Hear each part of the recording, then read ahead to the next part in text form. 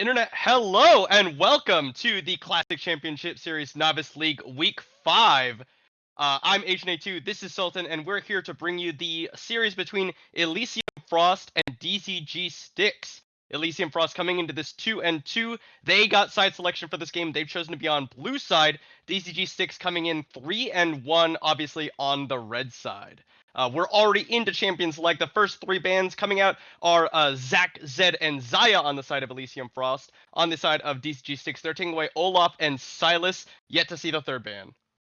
Yeah, and we might see some more jungle, maybe a Hecarim ban here. I know, as far as I'm aware, Elysium's jungler plays a lot of Hecarim. He tends to even first pick it sometimes if it's not banned. We might see something like that. But again, I think the most important bans here are the Jinx and Zaya. I think they're like one of the most commonly seen ADCs with if you add Caitlyn in there too. It's just, especially Zaya has been just like a really strong force in the bot lane, just like super safe. But again, still will watch out your whole team with the feathers. Yeah, Zaya and Jinx, probably two of the better AD carries on the patch. They just have so much power to uh, essentially 1v5 a team fight with just some meatballs standing in front of them. Elysium Frost, now with their B1 pick, will pick up the Varus, probably the next best kind of auto attack focused AD carry. DCG Styx will answer back with the Sivir, so kind of looking for some of that late game hyper scaling. 6 item Sivir, yada yada yada, kill everyone in the team fight. And we'll see what they pick up to go alongside that. Sivir obviously wants to be paired alongside an Enchanter. I'm not sure if Yumi is allowed in CCS this year or this week. Do we have a Uh, confirmation on that? I would say since it's still the first patch that it's in, it might not be allowed. But even though Yumi would be like a really good choice since Sivir has her own safety tools to keep herself alive, you with Yumi would be really strong. But when you pair Varus with Karma, Varus is one of the best auto attacking like auto attack focused ADCs, but he's also like hybrid in the sense that you can kind of go AP if you really have to. You can go lethality. There's a I think around 3 builds that you can play around. So with the Karma, it is going to be really hard for whatever DCG Sticks basically wants to play here. Normally people sometimes go for engage champions to maybe punish the immobile ADCs such as Varus, but into Varus Karma they would be really getting heavily poked. And they pair that up with J4, which again one of the strongest junglers in the game after a few buffs a few patches ago that he received. Then he's been really strong, a really strong engage tool normally. He's always been a strong engage tool, but he also has a better AD scaling, and his W gives bigger shields when he goes AD. So with the Gore Drinker build, he is a force to be reckoned with. And the answer is Surfing, which is really good into dive. Yeah, I will say the Jarvan particularly good here, and then to see the Seraphine locked in alongside or in response to it, now you've got Sivir, Seraphine, both of which have no dashes, no way of escaping the Cataclysm once it comes down, unless you have your flash available. Moving into the second round of bans, we're gonna get Rumble taken off the table. One of the most played champions here on the side of Elysium Frost's mid laner, actually. The Ornn will be the answer back, taking that off the table. Just a nice, tanky kind of meatball like we are talking about. Just have that person stand in front of the Sivir and allow the Sivir to just auto attack in the late game. DCG Sticks now, with their final ban, will be the Anivia, so we're going to take away some of these abilities to control the fight. No wall plus Glacial Storm to just completely cut off corridors. Not a way for you to stack it on top of the Cataclysm. Jax will be the final ban, and now DCG Sticks get the first pick coming out of the second round. Yeah, and I think this pick here is really important because DCG will kind of they have to decide who they want to give the counter pick to, and if they do go for a mage here, I think there's a good chance that Grand Canyon might just pull out a Galio. It's one of his top 4 most played champions, has good win rates with it. Plus, it pairs up really well with Jarvan when you're looking to engage. The Cataclysm comes in, and then the hero's entrance. That's a really strong combo where Sivir and Seraphine might not be able to survive it that easily. It also kind of neutralizes Seraphine's damage a little bit. Um, which again, I think didn't really mention, but the Seraphine can also be flexed to mid lane. It is one of the mages where you can kind of do that, mage support picks. But they do have the Scion though, which their team really needs. You have the Seraphine as an enchanter in the back. You have Wukong engaging as a bruiser, and then Sivir in the back is a hyper carry. Eventually at 3 items. So Scion just stacking some HP in the side lane, getting tanky. Although he will lose lane to Camille, he will be more useful in the team fights. Yeah, I saw the Camille locked in, and I was thinking, oh, maybe they will pick the Galio like you're talking about, because with Camille, with Jarvan, that's two really good targets for the Galio. You're guaranteed to knock up somebody who's locked inside either of the Hextech Ultimatum or the Cataclysm. But it will just be Victor. That's a little bit more magic damage, which Elysium Frost composition as of right now needs a little bit more of. So you've got this kind of scaling mage pickup. DCG Sticks, the final answer will be the Diana. So presumably going into the jungle, although, or sorry, into the mid lane, although it can be, you know, weirdly flexed, like maybe we see Scion mid, Wukong top, Diana jungle. But I'm fully expected to be Scion top and Diana mid. So we have a little bit of an engaged power with Wukong and Diana just kind of coming in and womboing their ultimates together. Yeah, and the issue here is that Elysium doesn't really have a strong front line. As I said, normally J4s tend to go Gorginker, Black Cleaver, where you can sustain tanks some of the damage, but you're still not like the old there was a point where you would build Sunfire Aegis on J4. You're not as tanky as that build, and they're in general really squishy. So they just have to be careful with how they play on this Diana, because if she can get a good ult off, Wukong and Sion has great follow up, plus the Seraphine. So Elysium, they have to be careful with their front to backs. They need to get some good angles with these engages. Camille maybe coming from a flank on top of the Sivir, because if they want a front to back, it will be kind of rough with a tank like Sion in the front. Yeah, Scion, Scion giving your team a lot of just space. You know, even if you don't like land a knockup with the decimating smash, it is a big red area that is a no-no for Elysium Frost to move in there. So a lot of power for DCG Sticks to just make space for the Sivir to do what you want Sivir to do, is just auto attack and have the boomerangs bounce throughout all of Elysium Frost. Like you said, no true tank on their side, so they can just kind of get shredded if the front to back works out for DCG Sticks.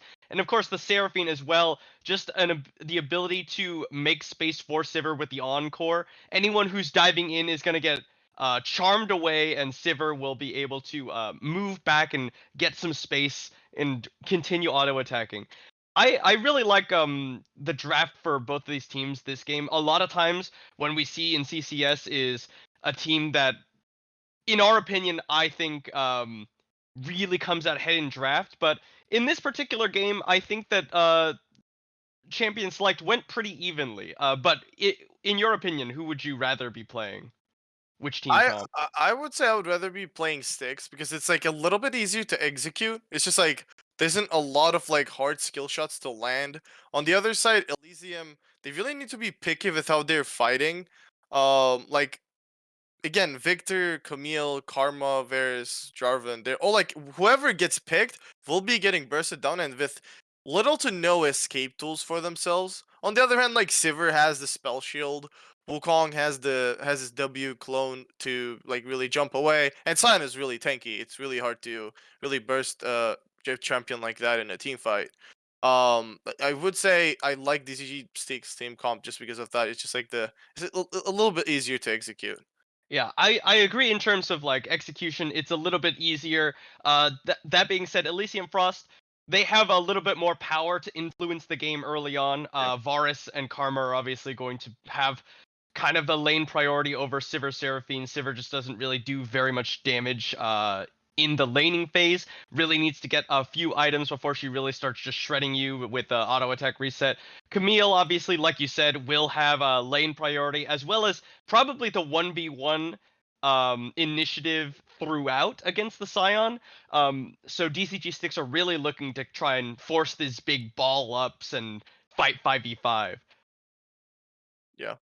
They're just basically stalling for the late game where Sivir is able to just like melt down through Elysium's Frost members, while Diana is just like going to be looking to one shot um the backline. I think the one thing that is good for Elysium Frost, as you mentioned, is that their early game is much stronger. Diana will be playing a melee into ranged matchup, which is kind of rough, at least until Diana hits 6, I think.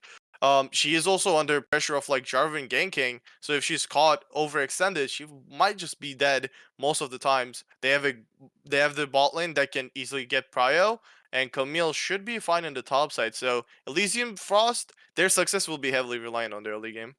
Yeah, I fully expect that Chihuahua will focus a lot of attention bot side, just because, like I said, Sivir Seraphine, no dashes between the two of them. If you can burn their flashes early and then come back at level 6, well, they're just gonna die. But we are about a minute and a half into the spectator delay, so we're gonna take a short break while we get set up for this game number 1 between Elysium Frost and TCG Sticks. Don't go anywhere. We'll have this game coming at you in just a little bit. Thanks.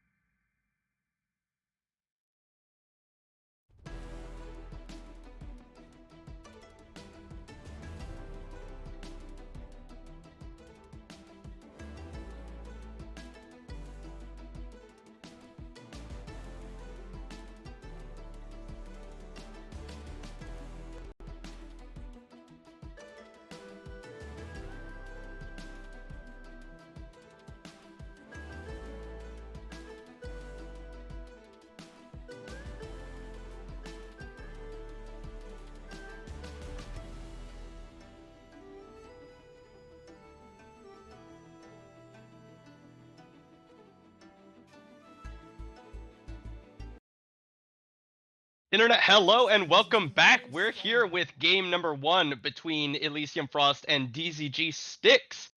Looks like we're just having a 5 point here to start at the level 1. Um, nothing out of the ordinary, just making sure that there's no sneaky invades. Maybe we saw the potential for Cyan to go and kill himself on the buff and steal it away, but that won't be happening in this game. Teams are just going to be starting out on their own side, and we'll see where the focus goes. Minions have spawned. Yeah. We are seeing some pings from J4 pinging towards the blue, so I'm just gonna be assuming that he is looking to path towards bot. Again, even though the patch trying to change it a little bit where farming is still really strong, the one thing that they didn't change is just pathing towards bot is still as OP as it was. Just get your ADC fed and you are mostly set for success. And we see both junglers starting from their respective topside camps. I think the only interesting thing is the fact that this Diana is running Ignite. So if he does indeed get poked down by this Victor or get ganked by Chihuahua, he is going to be suffering from not choosing that TP summoner spell.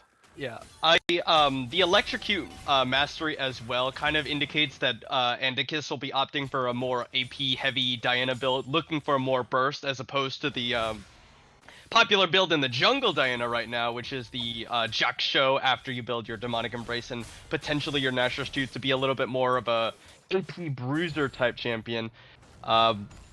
Angry Present actually is going for what you talked about. He went red into Raptors, skipping the Krugs entirely, so it needs to pay off a little bit because Chihuahua is going to have a little bit of a better pathing coming out of this bot gank that will probably be happening.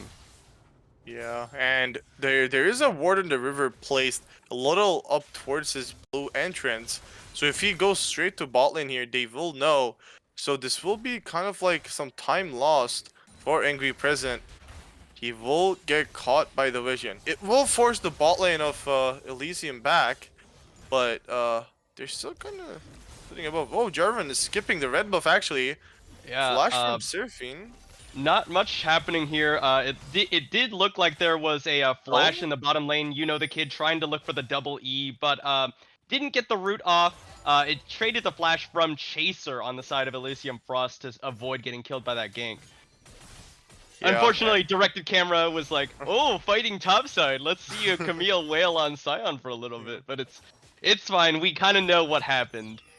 Yeah. But now you've got Chihuahua hanging out down here. Is going to be spotted on his way out by this ward placed by the bottom side for DCG Sticks. So they will know that the Raptor or that the red buff is not yet taken, but not much to do about it. Angry Present just going to go back and clear his bottom side camps.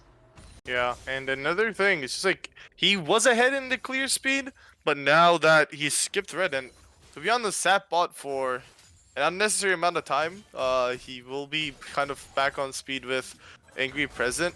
That is, I think, one of the mistakes that junglers tend to do is that they overcommit to some plays and gonna spend some extra time. You know that Seraphine kind of used Flash, so mostly if the Ooh, enemy here we go. Seraphine... Decoy coming out. Angry Present jumps in onto Grand Canyon. The gravity field goes down and stuns them both up. So Ignite traded for Grand Canyon's health bar, but he'll be able to walk away, both summoners intact. Probably just teleport back into the lane.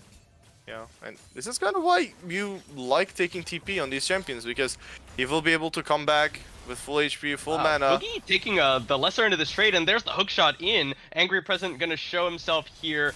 Not in the brush, but I don't think was spotted out by the minions, just off to the side there. Yeah. And we'll see a little bit of the action calm down.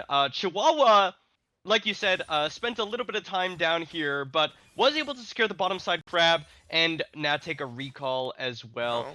No. Oh no, I'm sorry, he's still here. There's the EQ coming out. Doesn't get the slow on to Dragon thanks to the spell shield. And Dragon will be able to walk away here. Flash and heal still available. And Throwing out the huge boomerang wave is blades. there. Vortex goes down. Minions had a vision in the brush. And that'll be Vortex going down for first blood. No now flash. the EQ comes out. You know the kid has no flash. Will be alive ever so slightly, but the summoner heal not available. Already had been used. Now gonna get rooted up by Chaser. He's under No. tower. Dragon flashes away. Will get the kill from Chaser. And Chihuahua survives the last tower shot. It's a 2-for-1, but DZG gets first blood. Yeah, they overextend a little bit after getting the initial kill onto Vortex. And unknown, Yeah, you know, Vortex, no. you can see him on this replay. He's just getting annihilated by minions there.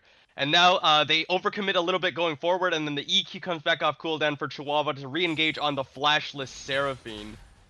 Yeah, and again, to be honest, you know the kid, he did have Ignite. It was interesting that he didn't use it. They could have maybe looked to kill Chihuahua before he kills them, but unfortunately, it does not go through. And that play, Chihuahua is pretty.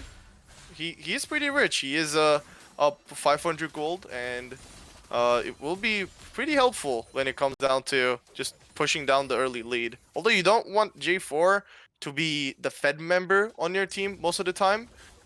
When he is that guy with the early lead, he can do Ooh, force but he's better. about to face check into Andicus, who's level 6. He's going to have to EQ away. Andicus did have the threat of using his ultimate there to try and go for the kill. Not any defensive stats on Chihuahua at this time. The big difference maker right now is CS discrepancy in the top lane. Boogie, 20 farm up over mobility scooter. It will be alleviated a little bit by the wave that he's eating up under his tower, but Boogie looking for a potential play on the mid lane. Doesn't find it, is going to go back up into the top side as the wave is pushing back towards him. Or maybe not. I spoke maybe a little bit too soon as they're going to look for Andicus here. Both jungle and top laner are sticking around this mid lane. Now, you know the kid moving in forward onto Chaser as here comes Angry Present. That's a good route from you know the kid, and Chaser now is caught. No flash available. Angry Present moving forward is going to get rooted up. The Ignite is not enough, and now Dragon and Vortex are trading auto attacks back and forth. Vortex going to do a ton of damage as the double E going to be sidestepped away. Dragon very, very low, but will be able to walk away. Vortex not going to overcommit with the flash and the exhaust yet. You know, Vortex really playing the laning phase well. He did start with the call, and even though the item discrepancy between Noongroover and his components, he was able to get a favorable trade, almost killing Dragoon, and in the process being up almost 20 CS. The call will be completed pretty early. I think it was his first item. So once that call comes through, he will be just creating a lead for himself with almost no Angry kills. Present, he was on an invade. They were pinging onto him to try and go for the collapse, but Chihuahua is on the top side trying to take away that Herald on spawn. It only spawned about 12 seconds ago, and he's already on it. Angry Present moving up into his top side. I don't think they know that it's happening. He's just looking for something to clear or something to do right now. Wandering around, a lot of his camps are available, so a lot of time not optimally used by Angry Present at this time. Yeah, and if they know that he's on the dragon, Chihuahua might look to invade, or No, they're going to try and come down and contest this one as Chihuahua did finish off the Rift Herald, is going to move in towards the mid lane. They might just drop it and move down. Chihuahua making his way down, full vision. Angry Present only level 5 though, so if a fight breaks out, they will have a summoner's the ultimate advantage, but Chihuahua doesn't make it down in time. It's going to be secure. DZG sticks with the first dragon. yeah. Interesting that Chihuahua just decided to go towards his own bot side instead of the Angry Presence top side, because I Ooh, don't think Indicus going in onto Grand Canyon. The ultimate going to be dropped, and the gravity field will be returned, as well as the Chaos Storm. They'll just back away, trading ult for ult, as Boogie is fighting onto Mobility Scooter, but a ton of minions just hammering away at his health bar. Yeah, but a lot of minions, he's just gonna claim them, and he's already getting close to his Divine Sunder. Once that item is completed, that top lane matchup will just get that much harder for Mobility Scooter. And looking over to just overall CS numbers, everybody on Elysium is just creating CS leads over their counterparts. But I think this was expected. They do have better lane matchups when it comes to just straight 2v2 Both 1v1. junglers are here, and look at Mobility Scooter. He's coming down to try and Scion ult to start this fight off. There's the ultimate coming in, the unstoppable onslaught as you know the kid moves forward, looking for the E. It's gonna be sidestep. Chaser though is in the middle of all of them, flashing away. Dragon coming forward, and here's Angry Present with the Cyclone. Chaser goes down, but the Chain of Corruption and the Flag and Drag comes out. Dragon just gets cataclysmed and taken down. Mobility Scooter on the run as Grand Canyon did teleport down here, but not really picking up anything. It's a 1-for-1. Yeah, I think Mobility Scooter has the TP back now. He will just do so. But Grand Canyon, he did spend that TP down bot. He wasn't really able to provide anything for that specific fight. But he And just as a result, Andicus gets some plates. Yeah, and that is kind of what Indicus needed. He gets back at least a little bit back on the CS as well. He is going for the Night Harvester, which I'm not sure how much I like it. He might have appreciated some extra movements, extra I guess movement from the Hextech Rocket Belt. The small dash really makes the difference sometimes. So Yeah, I agree. But you do get like don't you get a little bit of movement speed if you proc Night Harvester? yeah, but again, you have to But land the yeah, that spell relies for on you that. proccing it. So Now, Boogie taking a big oh, chunk of damage from Mobility Scooter. One thing I had noticed is Mobility Scooter is making use of one of the tools that Scion has over a lot of other tanks is that his ability to push waves is very, very good. The Q, the W, and even his E, they're all abilities that facilitate pushing the wave. Now, both junglers are kind of hanging around the top side. It looks like they're backing away about the same time. I don't think if either of them really knew the other was there. uh-oh, Now Boogie. here we go. Boogie fighting in on a mobility scooter. Angry Present is still hanging around, just looking for a way in, but with no Cyclone available, no Unstoppable Onslaught, it would be a little bit difficult to really force the issue. Yeah, and I think another thing that I don't really see often that Boogie is doing here is that taking the flash on Camille. Mostly people tend to just take the ignite way. Ooh, Atticus drops his ultimate down as Grand Canyon trying to back away is ignited and Angry Present is here. Flashes for the Cyclone. Here comes Chihuahua. Oh, Flag and Drag interrupted by the Cyclone. It's Angry Present gets the Chaos Storm and he will finally go down to Atticus' Q, but there's the Cataclysm. They're going to take one more down. Atticus now just getting burned up by the Cataclysm, or by the Chaos Storm, and Chihuahua now moving forward has the red buff. One more auto will do it. Gets the oh, shield!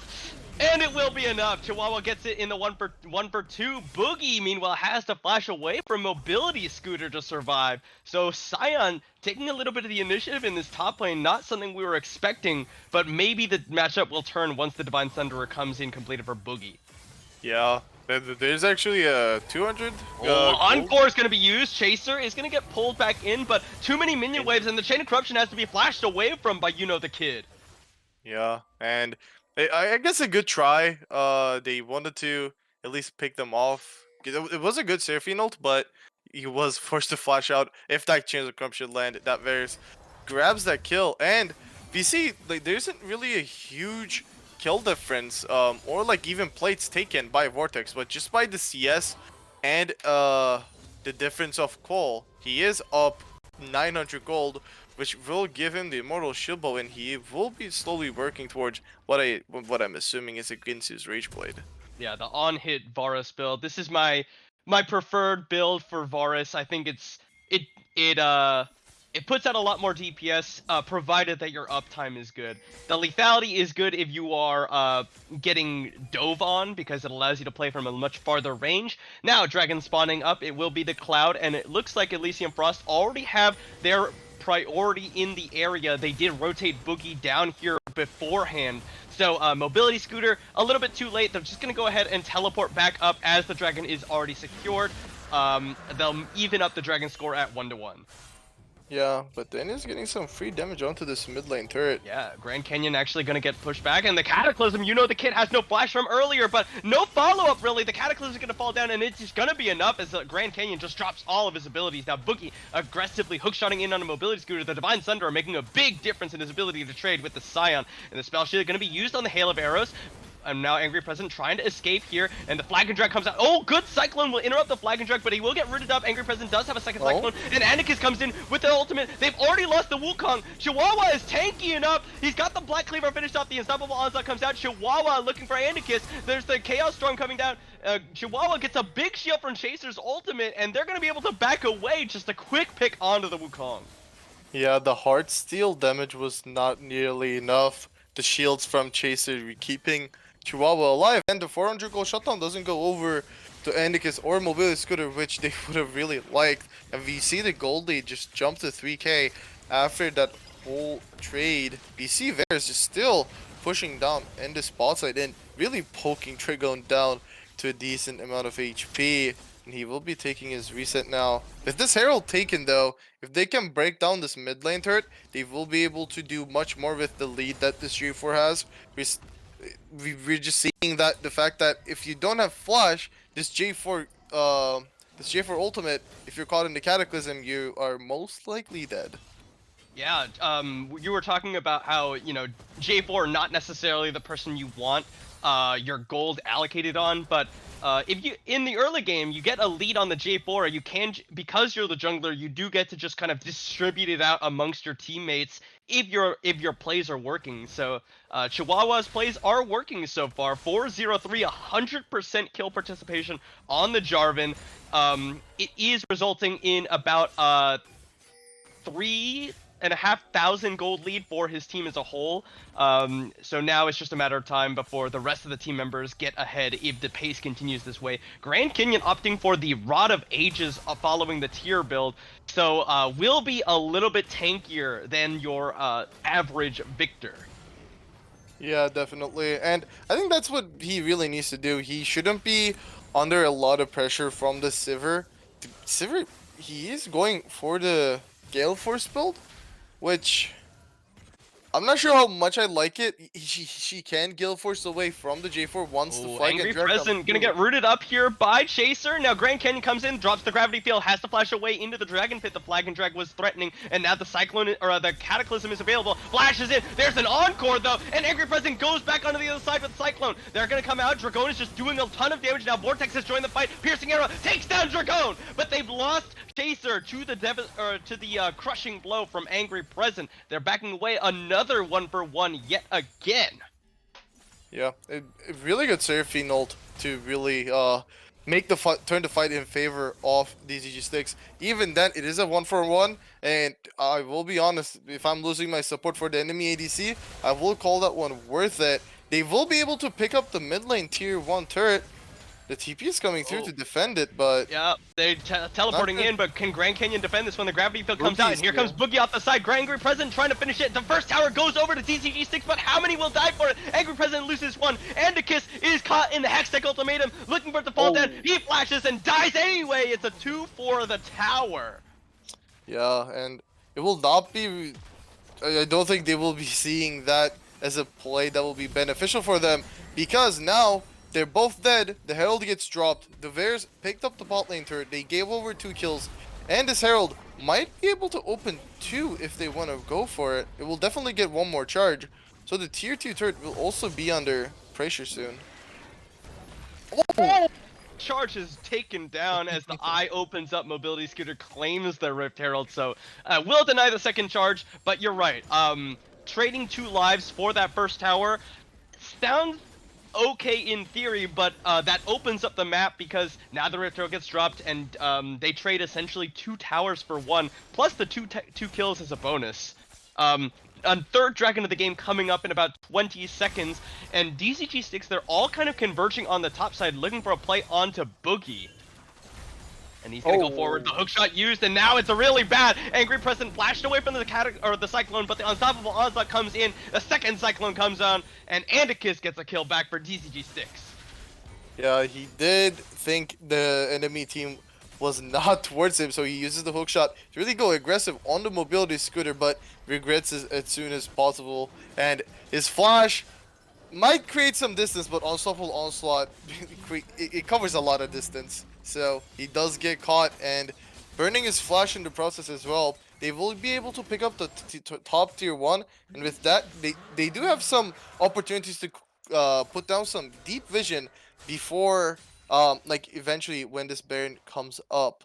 That will maybe help them when it comes to taking Baron fast, but their champions, they're not really building for the DPS. This the Sivir going for the Gale Force build, the Diana going towards the Night Harvester where she is just looking to do more burst damage.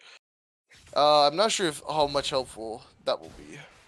Yeah, I don't hate the Gale Force too badly. I think that, you know, if the Sign were on the enemy team, for example, you definitely want the Kraken Slayer, so you can have a little bit of that more sustained damage. But the Gale Force, when you're up against Camille Jarvan, like we called it out in Champions like this. Hold on a second, because Mobility Scooter is getting 2v1. The Flag and Drag gonna be flashed away from. The Cataclysm puts him in the baby cage, and Mobility Scooter gonna be a kill. Oh, Maybe the Unstoppable Onslaught comes out, gets another shield. The Encore comes out, he finally goes down, but the Encore gonna find two, and now they've got Angry President and Dragon just taking him down. First shutdown goes over onto Chihuahua, and Boogie on the run will just go down as well. They're gonna try and get the kill over, and Dragon will get it. yeah. I think that both teams are a little committing too hard for plays that they're going for. It's just once the mobility scooter it's gonna take a long time to kill him. So just committing that much to kill the Scion in the side lane, and then in the process giving over a huge shutdown that Chihuahua had over to the Wukong. That just makes Angry Present way closer to where Chihuahua is, although he's down 4 kills. And another kill giving over to Dragoon, who was really zoned out of the game by Vortex. He is up 60 CS. He was up a kill, but now Dragoon, with this kill, maybe slowly start coming back into this game. And once that Sivir has quick blades, has a few more items under his belt, it will be hard for the J4 and Camille to really be able to kill her as easy as they are able to now.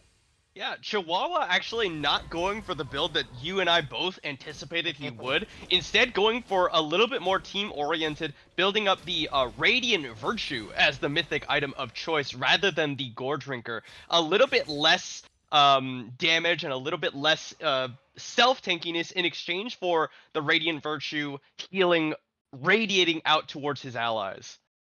Yeah. Uh, this is a build that I've seen before. It's not like a really huge surprise. I guess it's not even a bad build.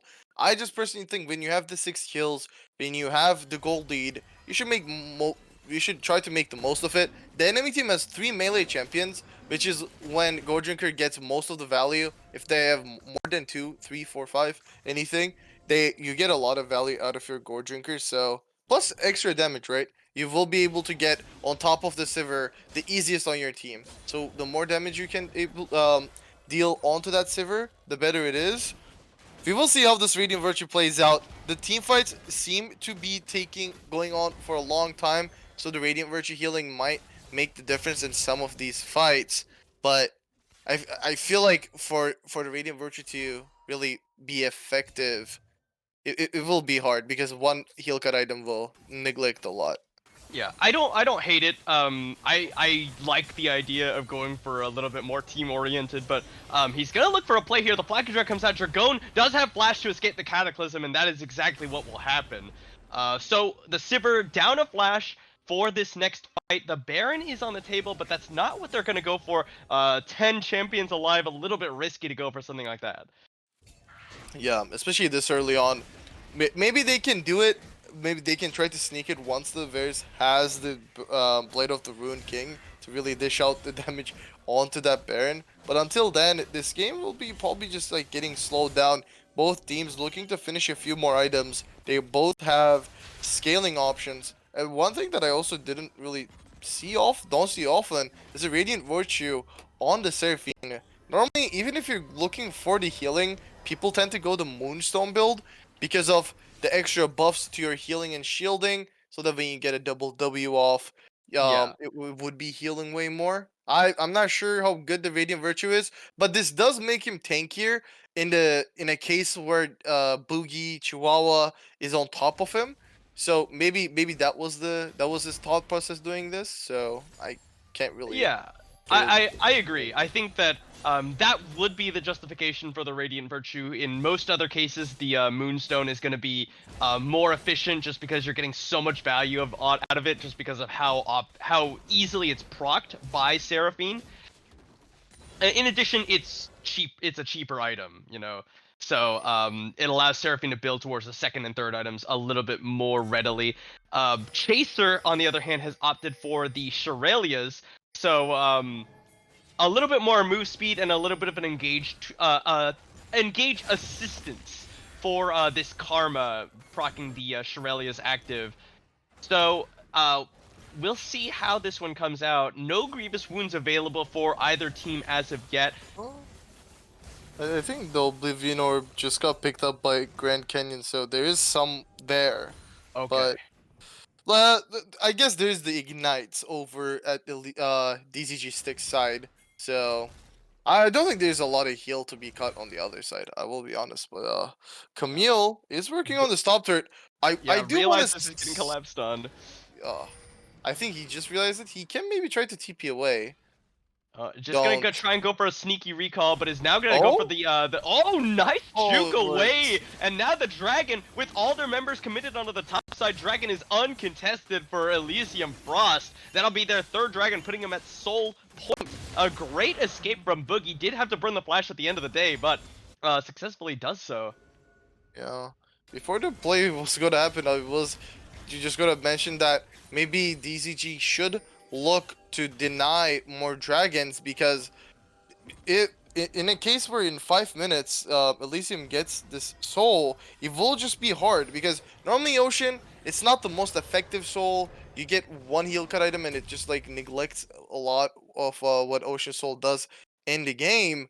But in a position where these fights are gonna like drag out for a long time, which I'm assuming it will with the tanky build on most members and the Radiant Virtues coming through for both sides, the Ocean Soul might be the difference maker in these fights. The extra healing will come in crucial for sure. And this Victor is looking really strong. Just like fully stacked on Rod of Ages, fully stacked on Seraphs. And once he finishes a Death Gap, he will be one-shotting people. Yeah, and I think of Ocean Soul as being quite underrated. Yes, you get grievous wounds and it like cuts the healing, but it's still healing that you're getting that you wouldn't have had otherwise. And it is a lot if the fights go on long, which with two shielding enchanters and kind of more bruisery tanky team comps, you anticipate these fights to be going on a little bit longer. And like you said, Radiant Virtues on both sides. That's just kind of accentuating the healing. Now, Andicus trying to defend this tower, but not really much he can do as Chihuahua going to be able to flag and drag away, but now maybe looking for the fight, but they're going to be able to back away here as yeah, Baron is still on the table, but no team really looking for any fights here. They're just trying to trade objectives back and forth. Yeah. The objective trade-off, I don't know. They need to be more. I feel like DCG needs to be a little bit more proactive on the map because they are looking for like just specific kills, just picking off in the side lane, but not really playing for the Ooh, objective. Chaser game might be in a well. bad spot. Oh, Angry Present comes forward. Is gonna get the Cyclone, and Chaser just gonna go down. Flag and drag to safety from Chihuahua, and the teleport from Mobility Scooter in case a fight broke out. But now, with the teleport invested, they really need to get something out of this. They're gonna have to try and start the Baron. yeah. The Baron is. Oh, Not the he item number you are looking for. Now, Mobility Scooter trying to zone him out. Dragon Yeah. is hammering away on the Baron, and now Andicus is moving down here. They're up against the Victor, though, so this is kind of dangerous. Decimating Smash comes out, the Encore, and they're going to try and look for Chihuahua. That's a nice ultimate from Andicus. They're on the run. And here we go. On the other side, though, Grand Canyon and Vortex just trying to put down the damage they can, and somehow they didn't get engaged on and They're die. going back Now, on the 5 Baron? members hitting the Baron. The Death Rays coming out from Grand Canyon off to the side, and they're just gonna have to back away as Boogie comes in with the hook shot, looking onto one. Cataclysm is Angry President available. on the way out. Dragon gonna get found by the Hextech Ultimatum, but Spell Shield's away. Decimating Smash from his Mobility Scooters put in the Cataclysm. Finally goes down to Vortex on a killing spree. Will pop up into the passive, and Chihuahua just not quite able to finish off Dragon. Will get Angry Present, though, with the help of Boogie. And Dragon with a low health bar will make it out alive, but now the Baron is started up by Elysium Frost. Yeah, I don't really understand the call from DZG to go back on the Baron there. They did use almost every single ultimate in the beginning of that team fight. So no Encore available, no Moonfall available. So like that just makes it that much harder for you to really be able to do that front to back team fighting. And Chihuahua didn't burn his Cataclysm, so eventually he re-engages with Boogie, and there isn't really much that they can do. This Scion, he looks beefy, but he doesn't really have too many resistances. So with the Blade of the Ruined King, Vortex just melts him down, and after he dies, the fight is basically over. Was a really scuffed call, in my opinion, the second turn onto the Baron. But we will see. Now they're at a really bad disadvantage. Baron is gone. The Ocean Soul is spawning in 40 seconds. So we will see how DCG will look to play this. Yeah, not to mention, you know, you're talking about the Blade of the Rune King. Well, add on to that, Vortex's Gwinsu's Rage Blade finished after the Baron Gold and that fight finished off, and Chaser gonna deny the Blast Cone as the Dragon spawning up in 25 seconds. This is Ocean Soul for the side of Elysian Frost if they secure it. Boogie in the top side with the Unleashed Teleport available. Now Chihuahua is gonna get a little bit of damage onto him, but very, very little compared to his entire health bar. Will be able to flag and drag out the safety. The tower taken down by Boogie, and this is a Baron empowered Camille that you're gonna have to answer. They're gonna send Mobility Scooter back now, but he's not the one with teleport. Boogie is. So this could be a 5v4 fight if they allow this one. The chain of crouching comes in, Andicus goes in and annihilates Chaser to start the fight out, but Dragon is down! Chihuahua and Boogie found him, and Andicus goes golden, Cyclone coming around, but it's not gonna matter as Vortex is able to kite him out for the double kill. Mobility Scooter now in a bad spot, surrounded by members of Elysium Frost. It'll be a triple kill for the Varus, and the ace for Elysium. Yeah, they're just not strong enough to take that fight. The positioning was also not there. BC Mobility Scooter, he was looking to reset and he canceled it. He tried to go for the unstoppable onslaught here on the Grand Canyon, but it goes wide, and then the Chain of Corruption is so good. Dragon just can't play. This is, you know, 2-item Sivir that's far cry from the 6-item Sivir that you really need to be in, especially with how accelerated the frontliners on the side of Elysium Frost are. The front line just so hard for them to get through before, you know, Mobility Scooter goes down. Yeah, and not only that, it's just like, again, like the positioning. Mobility Scooter, he looked for the unstoppable force, but it wasn't really, it wasn't able to do anything. The issue was he ulted and he was just left on the front line by himself. Everybody was on top of his teammates. So as the frontline tank, he's not really able to bring much in that fight for his team. So they just get on top of Dragoon, you know the kid, and they just kill them really easy. This G4, it is going to take a lot to kill him. The GA completed the Radiant Virtue, and he's still doing enough damage to kill this Sivir. So, in my opinion, they just need to be a little bit... They just need to be more careful about how they're positioning in these ones. Because once they get on top of your backline, it's game over. It's GG. Yeah, and I think that that's something Mobility Scooter kind of forgot in that fight. He went for the dive onto the Victor, but your job is not to dive the enemy. It's to stand there and make sure that Dragon is safe. Cyclone had to be used by Angry Present as he was caught in a really bad spot in the middle of Elysium Frost. So now the Cyclone and the Flash on the Wukong not available. This is potentially a game-ending push now with Ocean Soul available for Elysium Frost, and Mobility Scooter just gets shredded by this Varus. Yeah, and this is kind of the issue with the Heartsteel build. You don't really get a lot of resistances. You have a lot of HP, but when the enemy team is this far ahead, it doesn't really help your case. And to be honest, even this Camille is looking really scary. They are walking up, but no Cyclone means again, no Cyclone available, and the Encore just like field goals down the middle. Now Vortex gonna look to repeat onto him, and there's the flag and drag in as Chihuahua comes out. Angry Present decoys out to safety, and now Chihuahua looking for a Cataclysm potentially. Boogie comes in, just chunks out Mobility Scooter. Angry Present now trying to clear out the minion wave. His Grand Canyon coming forward aggressively. Boogie goes in for the hookshot, a big chunk of damage on the Mobility Scooter. He's sent back to the fountain. The tower goes down. They're focusing it onto the second inhibitor. Yeah. There is 3 items completed on Dragoon, but I'm not sure if that Cyclone is available now, but there's no Encore this time, and Mobility Scooter again is just taking damage without giving any space to his teammates. The Chaos Stone going to be dropped. Mobility Scooter flashed away from the hail of arrows. And now Chihuahua moving forward. They're going to try and focus down onto the Nexus Towers while the Scion is forced into the back. The Cataclysm comes out. Dragon is caught and put in the baby cage, but Chihuahua has to flash away. They're trying to focus down onto the towers. There's Grand Canyon on the backside. They're trying to focus down Mobility Scooter. Mobility Scooter coming back around. Boogie in the backside is about to take out Dragon by himself, but finally flashes away. But they've taken down Mobility Scooter in exchange. They both frontliners down, but Mobility Scooter is going to go down, and the tower has already fallen. You know the kid doesn't have the encore still, and the Flag Strike knocks up 2! Andicus goes in onto Vortex, who gets exhausted, and the Angry President trying to finish out the Vars, but he'll get taken down. Shutdown finally goes over as Andicus flashes to finish that one up, and Chihuahua comes in with the Flag Drag, looking to finish up Andicus, will do so. Dragon now auto-attacking onto them, trying to finish him up, but just doesn't have the damage necessary. The encore finally goes off cooldown, but the Nexus is focused. Chihuahua will end the game the way he started out, and Elysium Frost will go up 1-0 over DZG. Yeah, really a lot of fighting definitely in that game. It's just like a lot of just dog fights between I don't know, Boogie and the junglers were looking to be proactive, both of them. But I think Chihuahua got the better under the stick, and he was just able to affect the map early on, get most of the objectives, heralds, get 4 dragons to get his team the soul, and yeah, it just gets hard after just your backline is so vulnerable to this J4 to the uh Chaos Storm coming from the Victor. So there wasn't really a lot of playmaking left for the DZG. We talked about how easy it was to kind of execute their team comp, but when your laners are kind of suffering to this level, especially in the bot lane, it is really hard to execute that. The Vortex was able to create a lead by himself for on this Veirs, and that lead just turned into multiple team fight wins.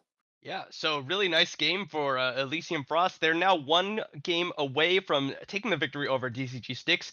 But DCG Sticks, they do have this next game to try and even up the score. We're going to take a short break as we get prepped up for game number 2. Thanks for watching, everyone, and we'll see you in just a little bit.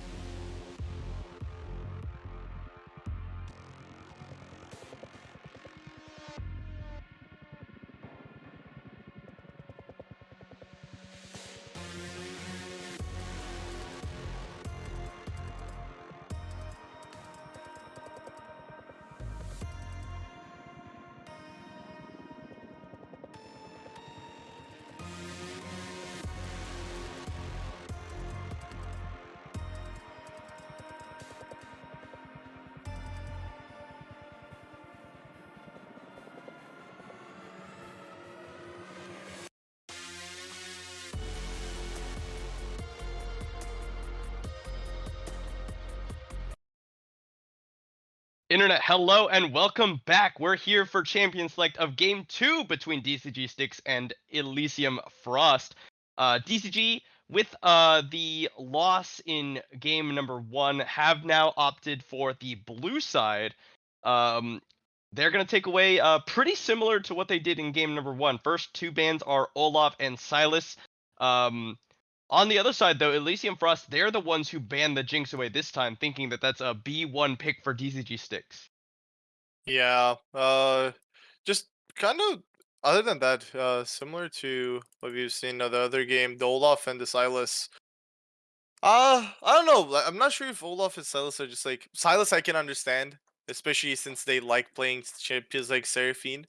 But yeah, Olaf is maybe more towards the top lane focus. The champion has been pretty OP in the pretty OP up there, and it pretty much counters a lot of the fighting bruisers. The tanks can't really deal with him as well, but we're gonna see the Xayah ban again. Yeah, that Pretty ban is pretty meant to strong. be Jarvan on the side of DCG. They didn't the button didn't Oh go through or whatever, but that last ban is a Jarvan 4 ban. So Elysium Frost gonna have to show a different jungler at the very least. And instead, the Xayah and Jinx will both be banned on the side of Elysium Frost. The Zed that was banned in game number 1 will be left open, but not likely to be picked up in at least B1. DCG6 will B1 instead. The Amumu flexing that between presumably jungle and support. yeah, and specifically after the ban from J4, I was just maybe looking to is he gonna play more like bruiser focused or like more utility focused. He does go for the utility way, but Amumu does do a lot of damage if he gets ahead. Same with Jarvan. He's not the person that you want to gold on, but if he has a demonic embrace, that guy is going to one-shot your EDC, unfortunately, because of how this game is set up. Yeah, I love Amumu. I think as a tank he's just super cool. He scales very well. It's kind of like Zac actually. Zac and Amumu are both very good scaling tanks because they do so much damage in as percent health damage between the despair, the tears coming out from Amumu. Elysium Frost now with their first rotation are going to pick up Sivir Karma, so they're going to have both members of the AOE speed composition in the bottom lane for Elysium Frost this game. Yeah, they're gonna steal over the Sivir, and we will see how this goes. I think the Sivir Karma is a little bit of a better pair up, as at least as far as the lightning phase go. Um, Karma is also good. Like they're just going to be really fast if they want to engage or even want to disengage. It will be hard for the Samumu to really get on top of the Sivir, and it's also safety tool again as your ADC. He's going to be able to block that initial Q from the Mumu, or in a potential maybe the Curse of the Sad Mummy. But we do see the Jin, not the most common, but definitely still a strong ADC. The games that I've seen Jin, he works really well, especially with the changes to IE. He can build it fast, and that fourth shot does a lot of damage in lane. You just need to make sure you're not overextending too much, because again, he's still probably one of the most immobile ADCs in the game, and it is really easy to catch him off guard. If he's out of position, it will be really hard for him to survive in these fights, but he does have two frontliners in front of him. Yeah, and now with the Sejuani locked in, it is confirmed that the Amumu will be going into the support role. Well, I guess not necessarily, because we can see Sejuani go top lane and Amumu go into the jungle regardless. I'm guessing it's going to be Amumu support with Sejuani jungle, but we'll have to see the last two picks. And Elysium Frost, it's going to be Vi. They moused over the Hecarim for a second there and will instead lock in the Vi. So just the ability to lock up exactly one person guaranteed with that cease and desist ultimate available for the Vi is going to be helpful, and it's very easy to follow up because look at how much speed you have with Sivir and Karma on your team. Elysium Frost now will have the opportunity to take the Zed off the table. Yeah. With the Z off too, I just wonder how they're gonna go with their soul lanes, because this is kind of similar to what they drafted last time. Instead of the Varus, they have a little less utility coming from the bot lane. With Sivir, you're just looking more towards just like scaling a little bit more. You have a little bit better push as a champion, so they might be able to grab the prio a little bit easier with the Sivir Karma. Maybe look for these early dragons again. With the bans coming through, I'm just going to assume it's going to be like a safe major pick for the mid lane again, so that the champions like Yone or Zed cannot really abuse you in there. But these are your sticks. They're in kind of need of AP. So if you will see how they Yeah, really I'd approach this type of phase. anticipate it to be like a Nivea ban, just because Oh, that's there it what is. was banned in game number one. And it's exactly like you said. It's a safe mage, scales up really well, and Anivia in particular is very, very good with hyper carry ADs because you have so much And ability to give them space between Glacial Storm, the wall. oh Jax is going to be the potential lock-in for Elysium Frost, and they will get it. This was not available for them in game number one. It was banned away in the second round. So now they do have this kind of bruiser, split push, duelist type champion available in the top lane. yeah, and it also makes Jin's life really hard in the team fights. If he can get a flank, that Jin, even if he has the Gale Force, Jax has dashes too, so Jax has jumps, so it would be hard. But Oh, but there's the denial Poppy, with Poppy. they Can block away a lot this game between Leap Strike and the Vault they Breaker. they need something like Asol. They need like a hard carry champion because Yes. they're really tanky. Not a lot of damage, and they do have the tanks. They don't really have a lot of tools to get on top of the Sivir through the Vi, other than maybe a Mumu flashing in. So the Sivir, if he gets ahead, or if he can get some, I feel like the DPS from sticks is just so low. They do have some burst, but not sure if that's going to be enough. They have a lot of tanks again, as I said, but I don't know. Yeah. I don't hate the Syndra pick here. With the little mini rework Syndra got, she actually does put out a lot of damage as the game goes on. It's not as much as like you were talking about with something like an Aurelion Soul or maybe a Cassiopeia, which is going to be locked in on the side of Elysium Frost now.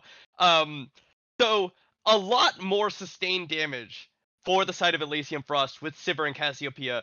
Syndra is the traditional counter to Cassiopeia in lane. Syndra's lane power has been fairly significantly reduced, but I anticipate that Syndra will still have the ability to um, kind of just space on the Cassiopeia in lane. DCG sticks have picked up a little bit more early game power for themselves, but Elysium Frost they've got really good tools in their belt as well. Um, which team comp would you rather be playing on? Same question as game number one. I think this time I would rather play the Elysium's team comp. My main reasoning would have to be the fact that the Cassiopeia, like you have tools that will scale really well into the late game.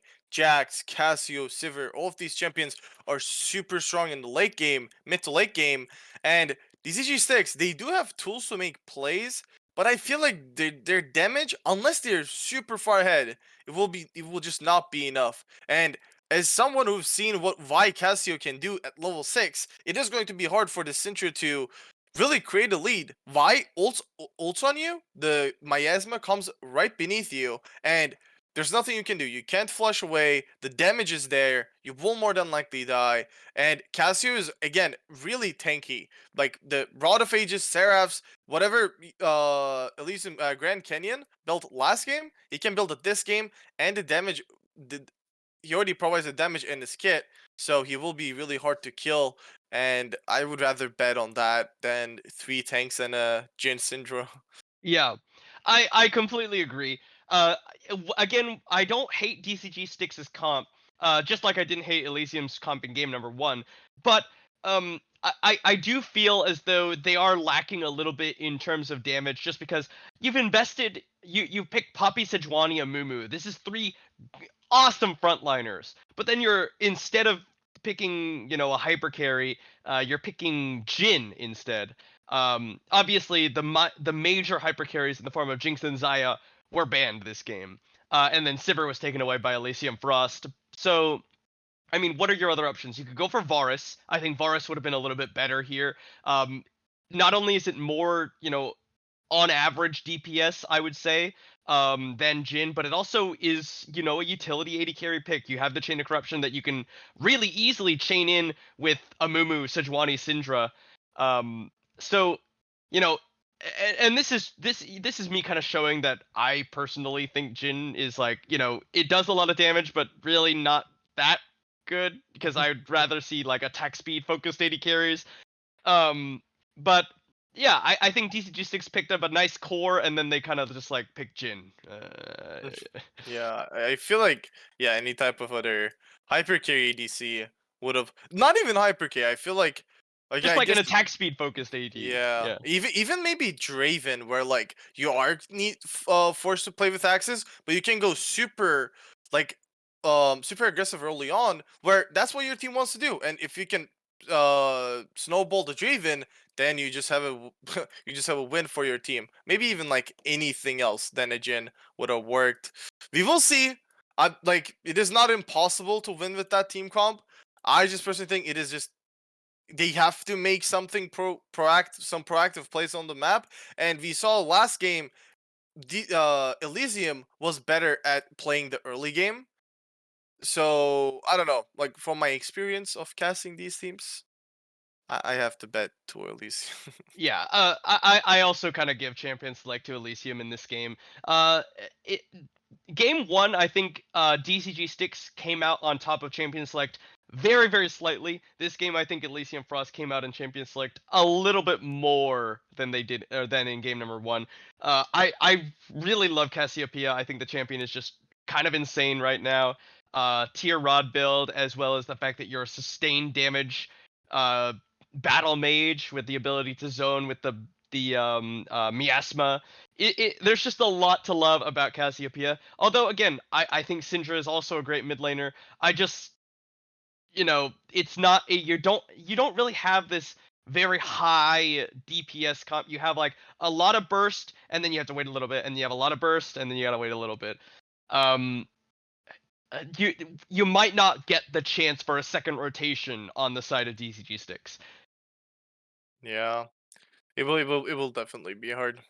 All right, so um, Elysium Frost, they're one game up over DCG Sticks. If they win this game from Red side, they will take the series 2-0. DCG Sticks, on the other hand, they need to win this game in order to tie up the series, and then win another one after that in order to take it. Um, yeah, where do you expect these junglers to kind of focus? Like, you do expect it to be bot lane again, or do you think that maybe Um, with Jax Poppy being the matchup topside, maybe top lane will be a little bit more of a focus point? I feel like the Jax Poppy matchup, it will be just hard for Elysium to really attack that because as soon as Poppy presses W, Jax cannot get on top, Vi cannot like really queue in, so it would be really hard to like capitalize on Poppy's mistakes. I would rather see them focus on to the Syndra, and, like shut him down, and just make sure this Cassio is having a nice time in mid lane, not let Endicus really crush Cassio in lane to a point where Cassio is not able to farm and scale up. I feel like bot lane, they should be able to like just be self-sustained. Like Sivir, safe champion Karma can provide some poke onto the Jinamumu. So if they're playing that one right, I feel like the only place that this Y should be focusing is the mid lane and then possibly the dragons. All right. Well, with that in mind, we have about a minute and a half left on the spectator delay, so we're going to throw up a standby screen. We'll be back in just a little bit to give you game number 2 between DCG Sticks and Elysium Frost. Don't go anywhere, and we'll see you in just a little bit.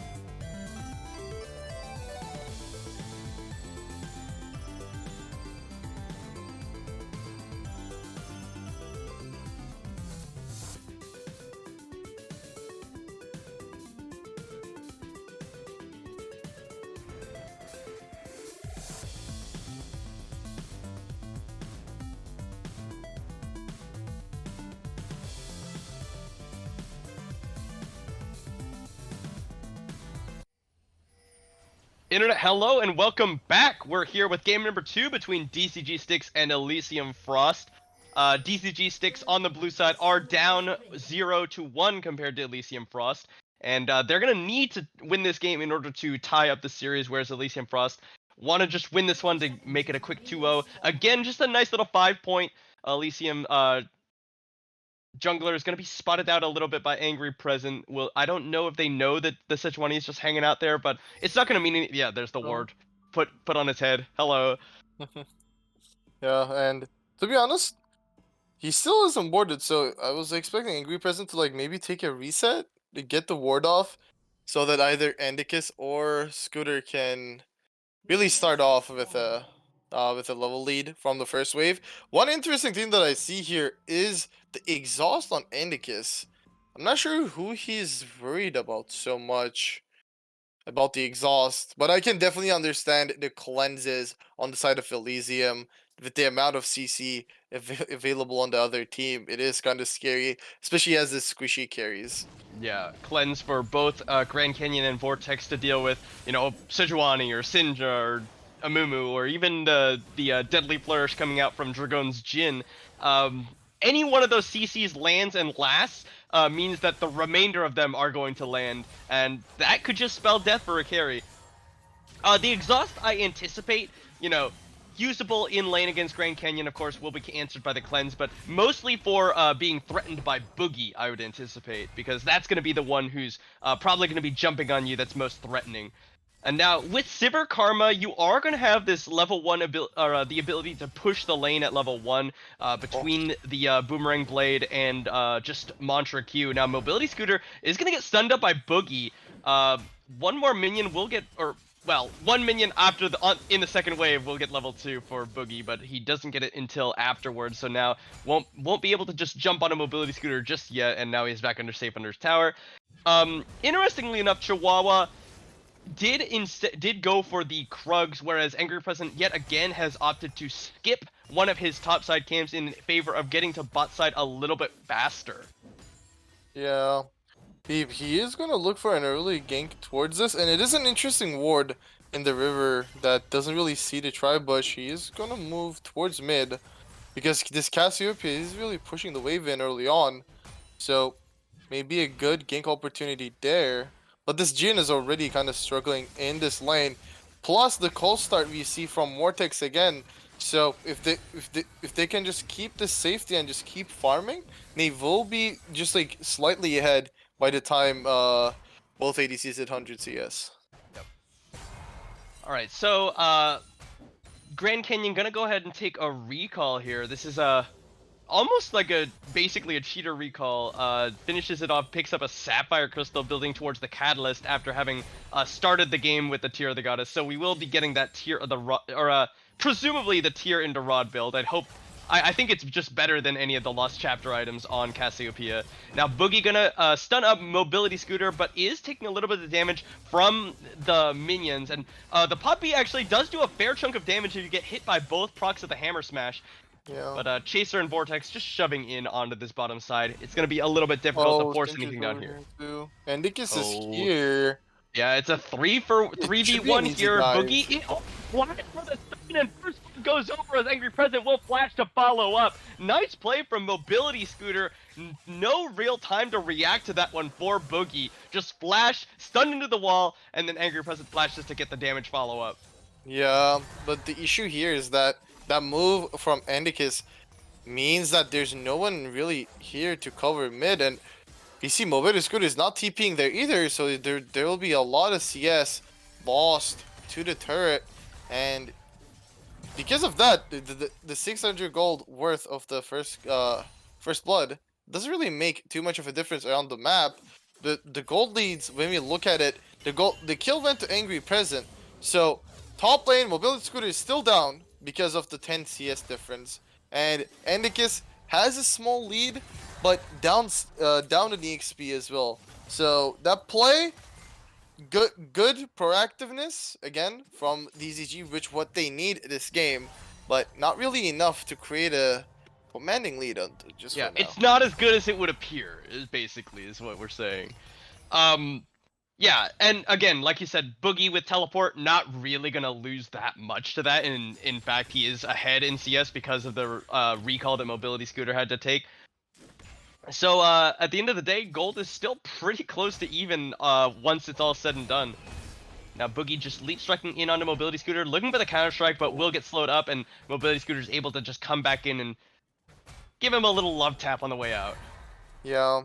It's also interesting that Boogie went for the grasp of Undying on the Jax. I feel like when there's 3 tanks on the enemy team, that means just like really just stretched out team fights where he could have gotten a lot of value out of Conquer if he wanted to. Yeah, or And even Lethal Tempo, I think, is also yeah. a really nice option for the Jax to just hammer away at tanks. And yeah, it's really good, like you said.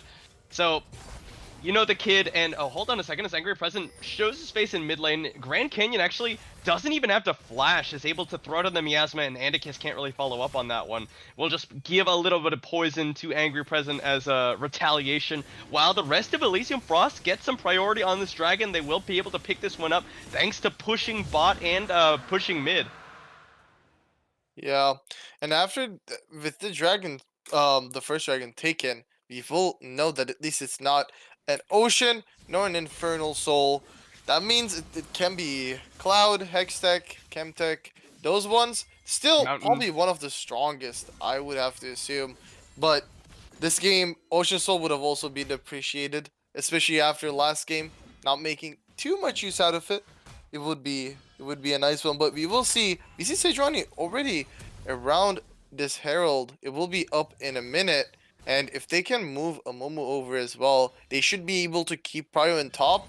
And Grand Canyon Yeah, does have Boogie the is just cleanse. jumping in on a mobility scooter, taking a nice short trade as, yeah, lots of pings going down from Elysium Frost trying to warn Grand Canyon of the impending gank. Now Boogie has thrown down the ultimate, flashes over the Keeper's Verdict. Now Boogie trying to get in there. Mobility scooter gets a big shield. There's the counter strike coming off a cooldown. Will use the steadfast presence, but now he's going to look for the charge here as Angry Presence comes in with the Arctic Oh. Assault, and that'll be Boogie going down a second time. Yeah, but we see Chaser and Chihuahua up Uh-oh, yeah, top. Chihuahua's here. A flash is over for the Vault Breaker on the Mobility Scooter. The Glacial Prison comes down and he's stunned into the wall as well. Chaser flashes to get the shield in onto Chihuahua, and now they're gonna have to back away. Chihuahua investing the flash, but will be denied. Nice play by Angry Present. Yeah, I think Chihuahua had to wait for Chaser to get there. They didn't really have vision on them, so a little too fast The on the poison trigger. lands, and that means Grand Canyon gets to come forward and lay in those twin fangs onto Andicus. That's Yeah. gonna be a nice little trade. You get hit by the poison, you get punished. That's basically it. Yeah, you need to be careful when you're playing against Casio.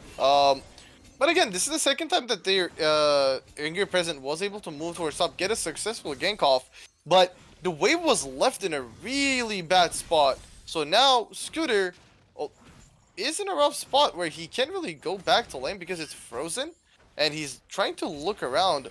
This is a really bad time for Chihuahua to Oh really yeah, start to Chihuahua run. trying to do the Rift Arrow, but they've got Chaser and Grand Canyon in the area, but not there in time to save him. He has to Vault Breaker out the other side now. You know Oh. the kid trying to sidestep for the poisons, and Andicus scattered the weak onto 2. There's no Curse of the Sad Mummy, only level 5 on the Amumu, so they gotta be very careful about this one. Mobility Scooter comes in, that's a nice little bandage toss to interrupt the Vault Breaker, and Chihuahua is gonna get taken. Oh, very close! Finally taken down, but the ultimate coming out from the Petrifying Gaze is enough, and now Boogie looking for a counter-strike, stuns up only one. Angry Present spacing him away. You know the kid comes back in with the bandage toss, but will get taken down by Boogie. Another shield goes out on him. Chaser is just getting so much value out of these shields. Now Mobility Scooter looking to come back in. Angry Curtain Present going call? very low. They do have the curtain call available if Dragon wants to go for it. Mobility Scooter's trying to give him vision. They're going to be able to back away here. And they're trying to make their way back towards the tower. Angry Present off to the side. There's the curtain call finally opened up. One lands on the Chaser. Glacial Prison finds him as well. There's 3, and that'll be almost enough. Mobility Scooter needs to finish him off. Flashes away for the counter strike.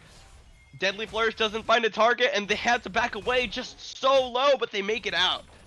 Yeah, and during that play, good rotation from Dragoon, almost getting that kill, but not nearly enough. And during that time, Vortex again just getting some alone time in the bot lane, just farming up, and they are able to shut down the top side of Elysium.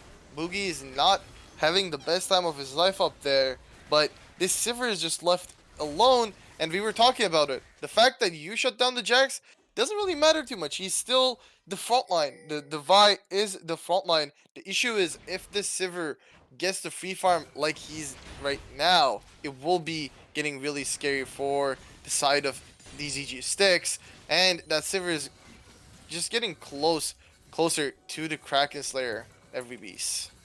Yeah, Chaser and Chihuahua hanging around mid lane, just covering Grand Canyon as he pushes out, and now they're gonna move over to the Herald. Dragon coming up in 35 seconds, but not any.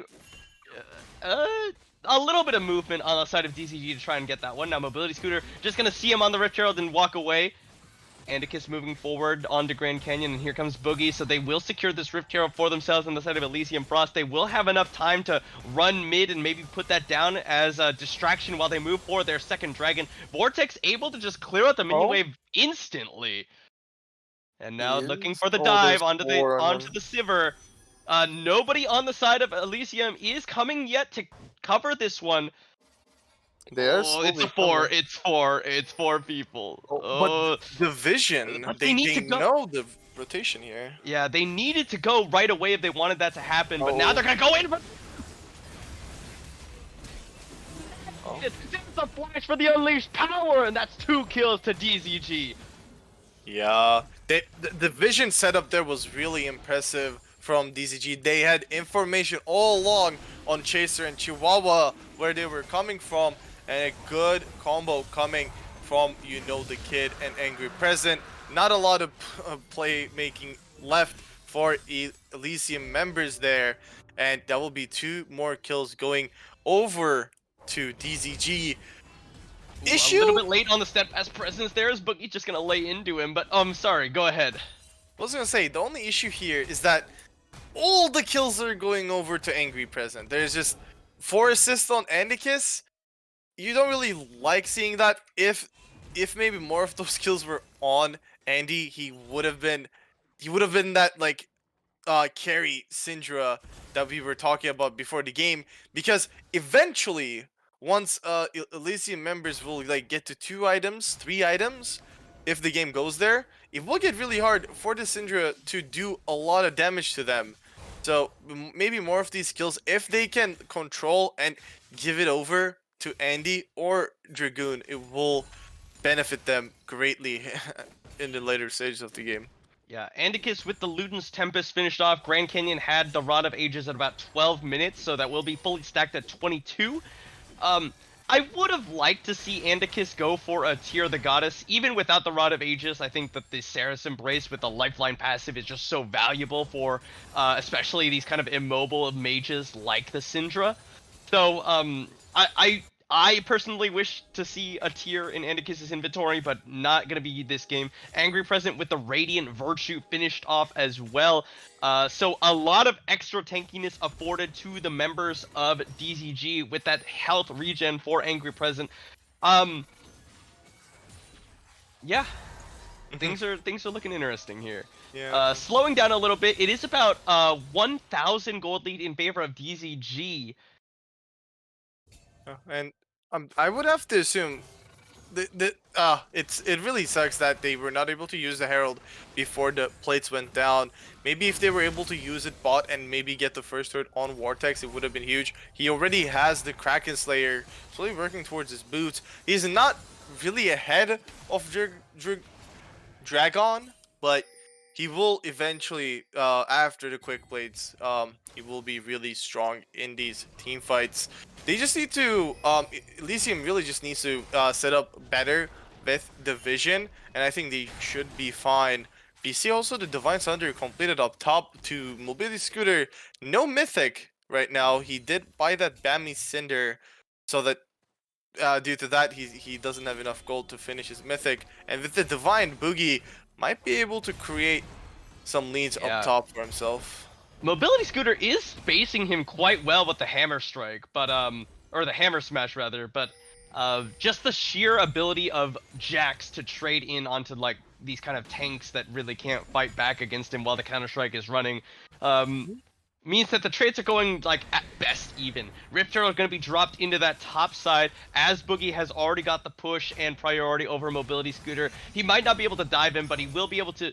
Ooh, nice dodge. Leap strikes over to his own minion to dodge away from the Keeper's Verdict now. The Counter-Strike is running, and they're going to try and focus that one out, but now he gets stunned up under tower. He finishes it off, but Mobility Scooter does a ton of damage, gets the ultimate, flashes it away. Chihuahua's here, doesn't have the range for the cease and desist, but Mobility Scooter's on the run out to the wrong side. Finally, the ultimate is in range. Is going to get rooted up by Chaser as well, as Boogie stunned up by the Scout of the Week. Curses the Sun Mummy under 3, and you know the kid is just in there. Banish shots on the Chaser. Now Chaser's going to get chased down.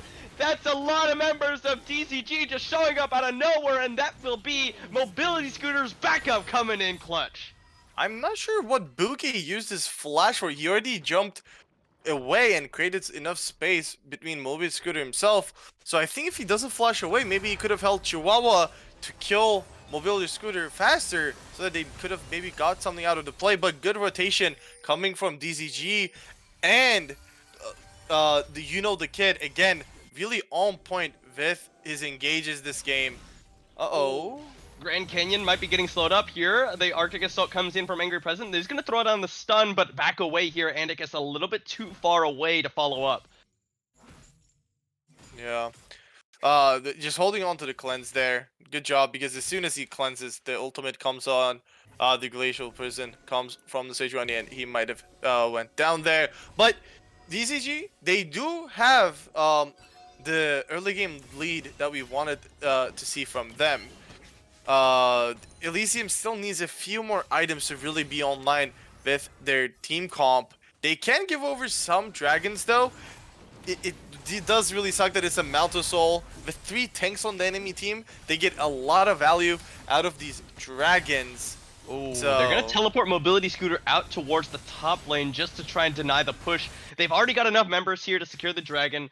Yeah, Mountain Dragon's very, very efficient when you're building a lot of resistances, as DCG will with 3 tanks on their side. yeah, and let's see. There isn't a lot of gold not spent on the side of DCG, so this is like kind of their power stacks for now. They will grab the second Herald as well for Elysium, and if they can maybe crack down some more turrets, they will be able to place down a little bit better vision. But on the side lane, we just keep seeing Vortex keep farming, keep trying to get closer to his items. But the fact that he's kind of just too far away, too AFK in the side lane, away from all of these fights, he's not really getting any kills or any assists, so not a lot of the, Nice Scout of the Week in a nice little combo on the Grand Canyon, but Chaser and Chihuahua just there to make sure that no full engage onto the Cassiopeia. Yeah, and I don't know. There isn't really a lot to happen in this game for now. Both teams not the fastest objective takers. Well, Elysium can, but they don't really have. They're gonna go in. Andicus gets the cease and desist. Grand Canyon a little bit too slow with the miasma. Andicus is able to flash away. Yeah, the combo was not able to. They were not able to execute the combo well enough, and Andicus has enough time to flash away there. It does burn the flash from Andicus, so next time he's caught, it will be harder for him to really survive that. And the next fight being almost 3 minutes away, I'm not expecting any of these teams to really look for anything aggressive onto the Baron. They still have some time to farm up. I'm not even sure if Vortex has left bot lane at all this game. He has just been sitting there. Maybe looking for a play on Dragon might be a better play for this Vi, because the bot lane is basically a 1v1, and most of the rotations have happened towards the top side until now. They will have vision of Angry Present here with that ward in the bush, so they can maybe look for something. There's also decent vision in the bot side river from DZG though. 3 control wards. Yeah, full vision and knowledge of that river shows exactly that none of the members of Elysium are there, but DCG6 knowing that will get what they will garner some information. As again, we're seeing a little bit of a lull in the game. a little bit less action. Oh, but here we go.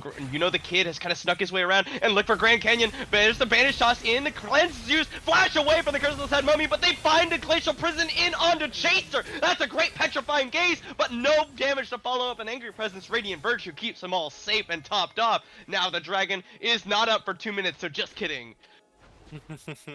Yeah, they can't really go for the Baron as well because Chaser is really low in levels, so that means the death timer is not too high. And I think they need to move Vortex towards mid from now on. It's just the fact that without him, it's really hard for them to contest these 4v5 team fights. Like Jin can be in the bot side and then move midway to River and use They're looking for a flash play. Hey, our flash shark no!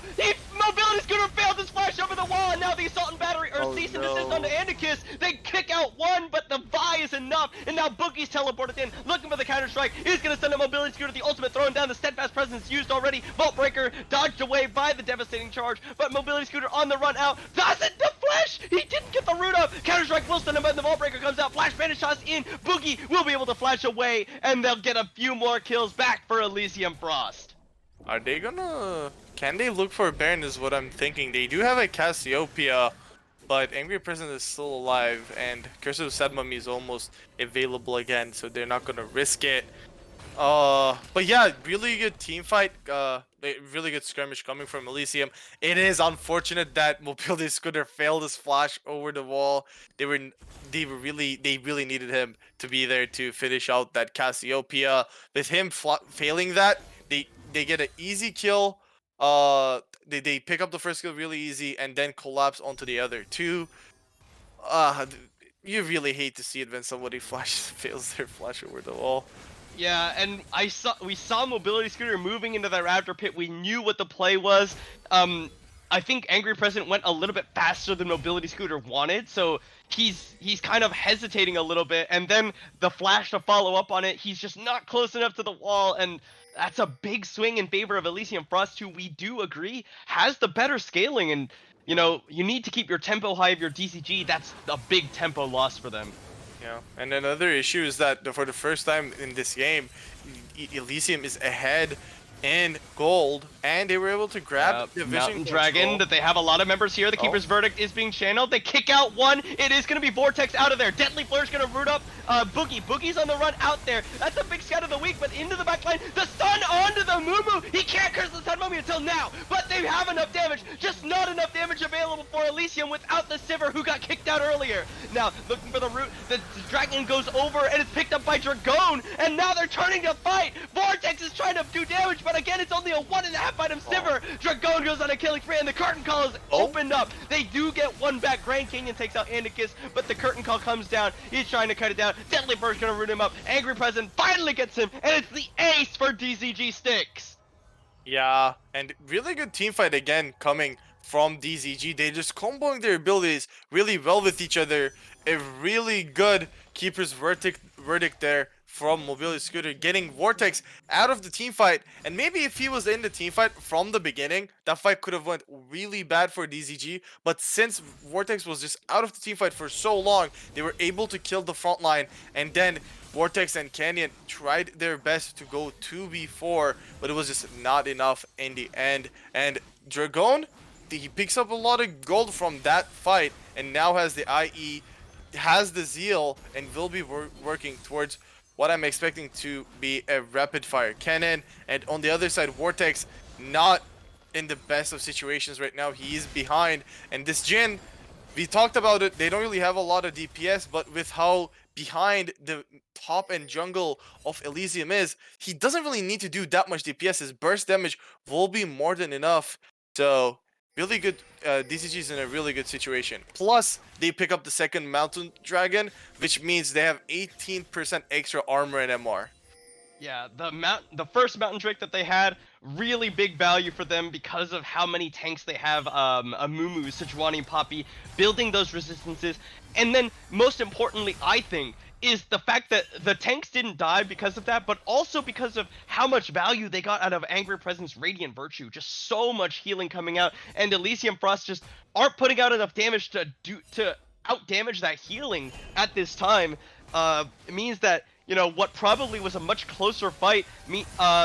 They're just so low, but nobody dies on the side of DZG. Yeah. And again, these fights are going on for too long, so I feel like Boogie, especially being in the front line, is losing a lot of value from the grasp. If he maybe had like Conquer with Black Cleaver, I feel like he would be actually 1v9 because they can't really burst him down. Jax, especially with his ultimate Grandmaster at arms, it just makes him so tanky. So, especially in these fights where the enemy is clumped up, he gets a lot of armor and MR. So it is kind of unfortunate for him that he's not able to do much more. He does finish the Blade of the Ruined King, which should help him in the side lane, but that means he's still pretty squishy with the build. Yeah. Going This will, I mean, with Divine Thunder or Blade of the Rune King, you kind of just, like, cave in tanks' heads, but, that's only in the 1v1 when you're not getting focused down by 5 members of DZG. So, again, it's still gonna just be a little bit longer before Boogie, Vortex, Grand Canyon are able to chew through these health bars on the side of DZG. We're not sure if they're gonna have that time. Yeah, they probably will not for now. At least until maybe Grand Canyon gets another item, it will be really hard for them. Chihuahua still trying to finish the Radiant Virtue, and Vortex taking 2 auto attacks to the face. Uh, does have to use the spell shield to get back towards the tower, but really cannot hold this one for threat of getting engaged on by Angry Present. Another tower gonna fall in favor of DCG, and I say another meaning that's only their second, actually. So this game has been pretty slow paced on the whole. yeah, and because they're not able to take a lot of like these turrets down, the gold lead is not that high. They are up 9 kills, but that's almost it. Like the most of the heralds went over to the way of Elysium, both heralds, and if Elysium can stop the dragon stacking coming from the side of DZG, it will be really big. If Vortex can um really pop off in one of these team fights, he will be finishing his third item, and after that one, that third item comes through the LDR for Vortex, it will become so much easier to win these fights because of how much value he will be getting for the armor pen. Yeah. Oh, I think we kind of talked about this with regard to their team comic game number 1, but Elysium Frost, they don't really have a true tank either. They're kind of relying on a bruiser line, but he goes in for the attempted pick on the Chihuahua, but that's a lot of members of the side of DCG. Chihuahua going very low, his own Radiant Virtue ticking away. Vortex trying to kite him out. Scooter flashes and Keeper's Verdict down to 2, but the remaining members have turned on to Boogie. Mobility Scooter not getting focused, and Boogie is just still alive. Finally goes down. Mobility Scooter's the first one. Angry Present now in the backside. Vortex and Grand Canyon just ready to dish out the damage, and it's a 2-for-1. Elysium Frost coming out ahead, and they're going to be able to stop the dragon stacking. Yeah, and they still have Angry Present around for this possible steal, but he will be moving towards the mid too. They will be looking to get the mid tier 2 turret, which is a good trade. You're not going to be able to get a positive fight in that dragon if they were to try to contest. They get the mid tier 2, get a little bit more gold, and that means that they're going to be able to place a little bit better vision. They're going to rotate over to top, maybe take that top tier 1 too, and I would say it is a fair trade. Yes, they would have gotten soul, but next time the dragon will be up, they will be able to position better, place vision better, and it will be harder for the side of Elysium to really get on top of Endicus like that. Yeah, I really nice fight there by Elysium Frost, honestly, because to me it looked kind of bad because you're going for the pick onto the Amumu, but they're able to focus him down and space him just enough that they're not within the range of the Curse of the Sad Mummy. The kid dies without having used it, and then they're able to between Sivir and Cassiopeia, you're going to be able to take down a Poppy a lot faster than the members of DCG can take down the Jax with the Counter-Strike running. Now building towards what looks to be Frozen Heart for this Jax. I'm not sure whether I like the Frozen Heart so much just because there's not a lot of attack speed focus on DCG. Maybe just like a straight up Randuin's would be better. That allows you to kind of throw yourself in as an engage tool as well. Just jump in and slow them all with the Randuins. But building some more tank stats for this Jax means that it'll be just that much harder to take him down. And we saw it took them quite a while to finally chew through that Jax. Yeah, well, he is really tanky. The AP damage, Anarchist is trying to focus other people than Boogie, so it is kind of hard. We also see the Demonic Embrace comes through for Grand Canyon instead of the Rylai's that I was expecting. It will give him more damage, especially against the tanks where you get percentage of their max HP burn, so that will help with the damage for sure. I thought the Rylai's would have made it so much easier for them to kite around in the team fight. But yeah, since the third items are coming through and Vortex is really close to LDR, it will be really hard. It will be getting harder for the side of DZG to take these team fights. Yeah, and I want to point it out. You know, that first fight around that dragon that really went the way of DZG.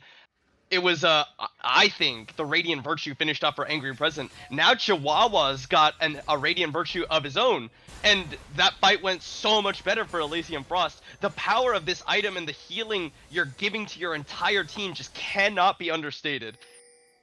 Yeah, especially in a game like this where the fights are dragged out for way too long and you're getting the full value out of the healing. It is really crucial. And we see Boogie in a 1v1 situation here. He does have the Borg. Yeah, Bork, Divine Sunderer, and the level 16 on this Jax means that Mobility Scooter is actually quite threatened by his presence. Now Angry Present looking for Chaser. There, Vortex just gonna throw out some damage and back away. Chihuahua is hatching a ward. They're gonna have to back away here because they're quite split. Grand Canyon pushed out very far. They're gonna have to try and extract him out as the potential collapse coming out from DCG as Boogie just continuing to push into the bottom lane.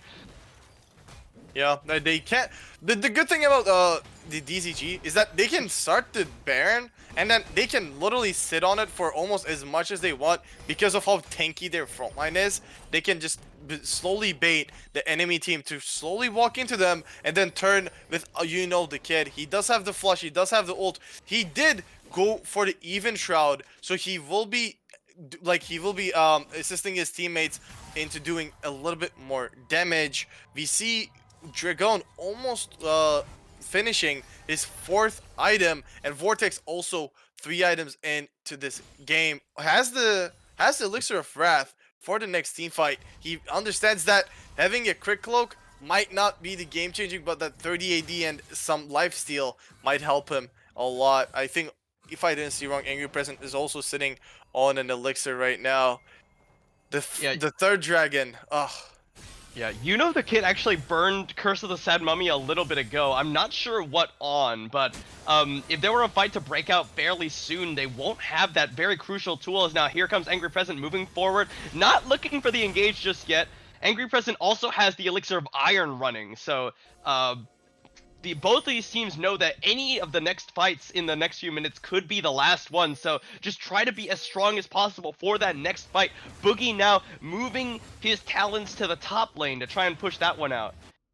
Yeah, he does have the TP available to himself, so he is kind of looking for that. I personally think he should be grouped with his team as fast. Oh, yeah. Okay. No. Look, Chihuahua's on the dragon. That means they're turning under the Baron right now. They're looking to try and clear out vision and try and force that one down because they know that that's where Vortex and Chihuahua are. It's going down fairly quickly. They do a lot of damage. The Mountain Dragon, it's 3-3 now, but the Baron is going to go the way of DCG. It's secured, and now they're going to have to back away here. Yeah. Eli, they do have the mid lane push, so they can maybe look for a tier 2 turret here, maybe. Yeah, it's kind of dangerous though because there's a lot of engage power. Angry Present comes out, gets the passive broken up by an auto attack. Now Vortex needs to be very careful. Deadly Flourish doesn't find a target. Chihuahua coming back into frontline. Angry Present with the Glacial Prison is looking to try and find something, but they're able to back away. Boogie, not with the team, is taking away the Krugs on the top side, and it will be Baron to DCG. Yeah, I was expecting Elysium to just leave Vortex on the dragon. He solos the dragon while Chihuahua can maybe move over to Baron, maybe look for a steal there, because yes, you get your third dragon, yes, but You now gave over Baron. With this Baron push, if Elysium can open up the map a little bit more, get the last standing outer turrets, for the next time the dragon is coming, will be available. It will be hard for Elysium to really be able to place down vision.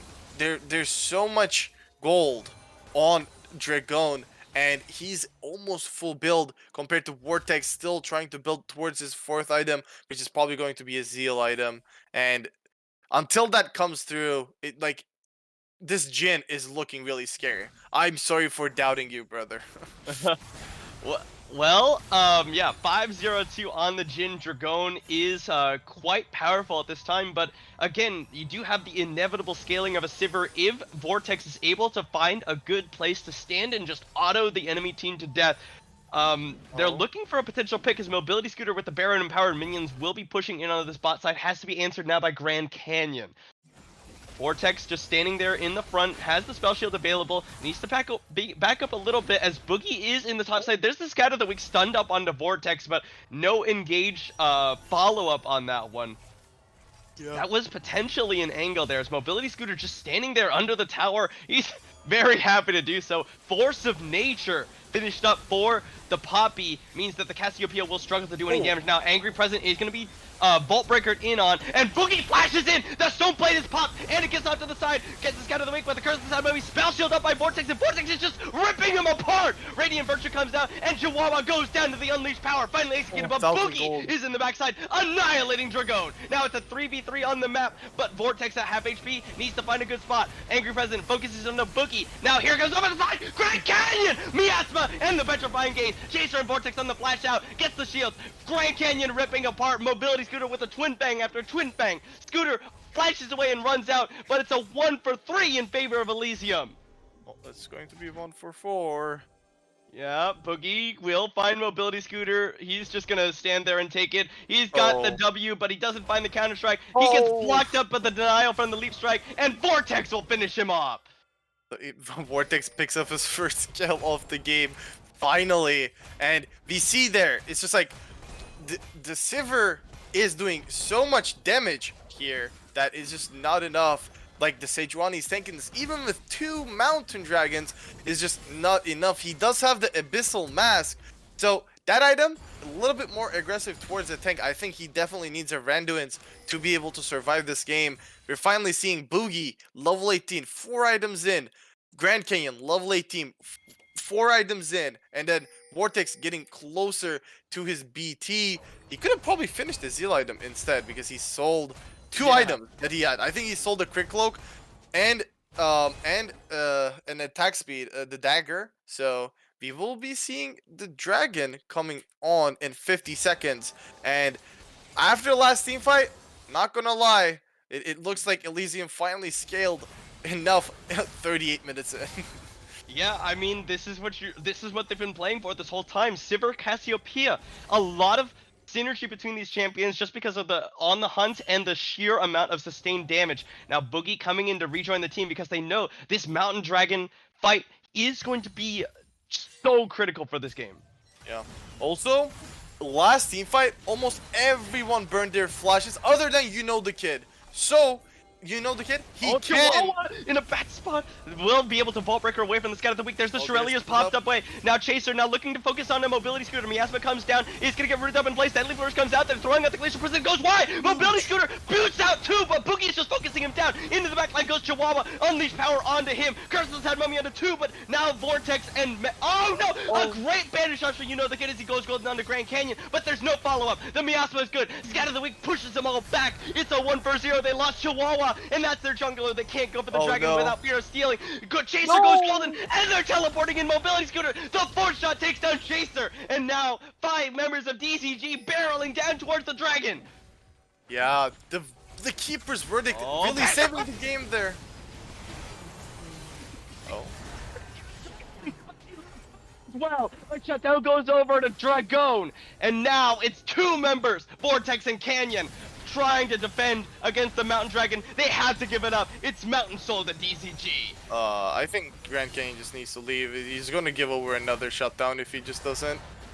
Like, the fight was already over, and just a little bit over commitment. The the petrifying gaze doesn't really stun anyone there, unfortunately. So that play doesn't go as well as it was planned. And to be honest, the start of the team fight was really good from Elysium. They were able to get on top of the front line, and they were doing a lot of damage, but the keeper's verdict sending 3 people away, and Chihuahua was just left alone in the front line. And once your jungler is off, trying to contest that dragon fight is just that much harder. Angry Present, perfect KDA until now in this game as a frontline tank for 0-14. And is it impossible for Elysium to still win fights? No. I feel like the shield, obviously the Mountain Soul will be a huge benefit for the side of DZG, but we saw how strong Elysium's team comp can be if they're able to stay together and fight together. The GA is completed for Dragon, so it will also be harder for him. The fact that killing him once will not be enough, and the tanks should be able to peel him off. It is a really good item when you have the Vi. It is kind of on Chihuahua to really get his steal here. Baron started up. It's going down pretty quickly. They are going to have a control ward into the backside. Chihuahua looking for the steal with the blast cone. He needed to go. Too late. Mobility Scooter throws up the steadfast presence to just deny any chance anyway. Boogie is pushing in the bottom side, but they get the Baron and they're out of there. Yeah. I think Chihuahua just did not expect Jin's 4th shot to get Baron from 2k to 1.1k HP in one shot, but they do get the Baron. The siege is not as strong from DZG. They do have the Syndra and Jin as that ranged champions, but they just need to be careful while they're pushing in that they're not getting caught off guard. You know, the kid actually finished Zonius here, so he will be able to look for that maybe a little overextended engage into a Zonius to stall for his team, and also a redemption buy from the Sejuani, which I will say I like it. Yeah, I love that idea. It increases the healing coming out from your Radiant Virtue, as well as gives you that extra ability to drop the heal in an extended fight. You know, extended fights, it's kind of debatable which team wants to go for the long fights and which team wants to just, like, blow up the fight. But you're kind of hedging your bets there for Angry Present. Yeah. Well, another thing is the fact that he has 3 mountain dragons means the fact that he doesn't really need a lot of armor or MR moving on. We will see how it will happen, but I will be honest with how the last few fights have been happening. I don't really see a way out for the side of Elysium. The issue is that eventually they will be forced to face check coming into this Elder Dragon, and when they're face checking, they're gonna lose a team fight, or they have to give the Elder, which means I think they again lose the game. Yeah. Elysium doing pretty interesting to hold off on this Baron, though. Boogie just continuously moving from side lane to side lane, drawing members of DZG that way. The Baron has almost been expired at this point. It's about 2/3 completed, and they didn't really get much for it. Yeah. Well, again, the siege is pretty hard. The Sivir, even if it's Baron buffed minions, it is pretty easy with that champion to clear those things away. I thought they were going to go for a dive on the Boogie there. That looked like what the angle was, but Angry Present just going to tank up the minion wave, and now they're really trying to escort the well, I lied. I thought they were going to try and escort the minion wave and look for a play here, try and catch the rotation of Elysium, but instead they're just going to go ahead and take their Baron Empowered Recall, spend all their money. We're hitting 6 items on a lot of the members here. Oh, I say that. It's 5.5 for Andicus, 6 for only Dragon. Yeah, and I don't know, this upcoming team fight, it will probably decide the game. I think both teams will be able to end off of it. Grand Canyon still at 4 items, not really close to his death cap. He might be able to pick up one more needlessly large rod. We see Vortex finally hitting full build. He is at 10 CS per minute in this game. Wow. The Black Cleaver also comes, finally finishes from Boogie. I'm just not sure if they can even with Black Cleaver and LDR even if they can Oh, go through this. here, the Vault Breaker Oh, and the battery wait. in onto the mummy. He goes golden at the curse of that mummy. Chihuahua flashes away. Petrifying Gaze comes down, but Angry Present is just taking them all up. And the fourth shot annihilates Vortex. Chihuahua gets taken down, but the Unleashed Power and the Redemption tops them all up. A great scout of the week over the wall. Grand Canyon is now the focus. Dracone coming forward, just beating down Chaser with those auto attacks. And here's the curtain call from behind him. Canyon gets shut down. It's the Jin, baby. 11, 1, and 4. He says, I don't need to do DPS. I just one-shot their whole team. Who needs DPS when you can do this? And awkward enough, Boogie didn't TP in that fight. Like, without Boogie, Dragone is basically untouched. Chihuahua used his ultimate on, the kid, which was, again, awkward because he has the Zonias available to him.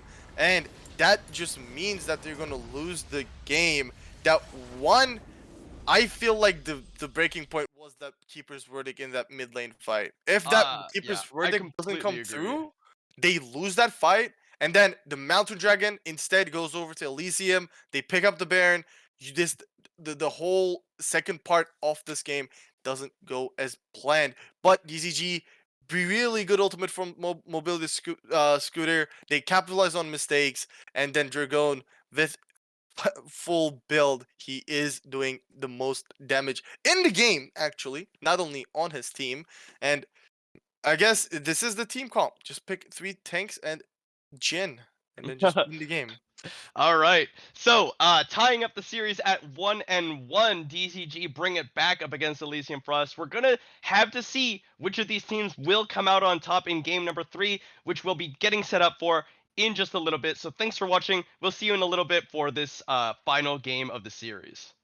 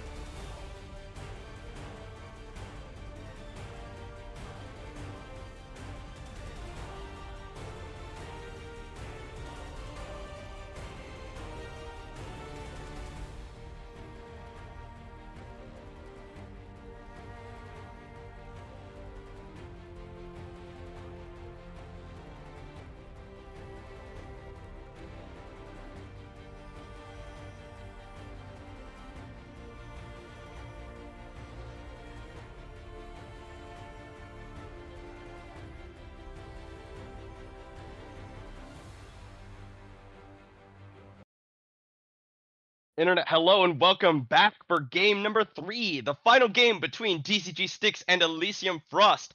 After their loss in game number 2, Elysium Frost get to pick sides and they've opted to go back onto the blue side. They're taking away Zaya, Zed, and Zack yet again, similar to their draft from game number 1. Yeah, they're gonna go with the same bans. They're kind of forcing DZG sticks to ban the Jinx or the J4. I'm not sure which one I want to give if I'm sticks, but with how Vortex has been playing, I'm not really sure if they're scared off a Jinx. I would say just getting the J4 off, getting Elysium Frost, like not letting them have that J4 engage tool again is probably the most important thing. The Vi was not really that on point as much as the J4 in game one. We will see what Elysium goes for. I'm just assuming they have to look for the Jinx because in the other game they banned it both, so they don't want to give it over to Sticks as well. We'll see. Interesting. Yeah. I wouldn't be surprised to see something like a Jinx B1, but maybe they're thinking, okay, if we give over the Jinx, we always can fall back onto the Sivir, but the Jinx will be the premier hyper carry type champion for Elysium Frost. They'll pick that one up. Looking for more scaling yet again. Sticks looking for also a super hyper carry in the form of Kog'Maw. You have to draft a lot of protection for this champion if you wanted to do it. But I don't think this is going to be locked in for the side of TCG Sticks. It's just a fun little mouse over here. Um, Maybe they did have 3 tanks last game. If they do 2 tanks with a Lulu, why not? oh, Man, they oh do my lock god, in. they actually locked it in. Holy cow. So it will be Kog'Maw Lulu for DCG Sticks. So we're looking to see some late game hyper carries from both of these teams. Yeah, and we will see. I really like Kog'Maw Lulu. It's not something that we Oh, see too often, but it has been something that is really strong for a long time, especially the Kog'Maw. I think is one of those really underrated ADCs.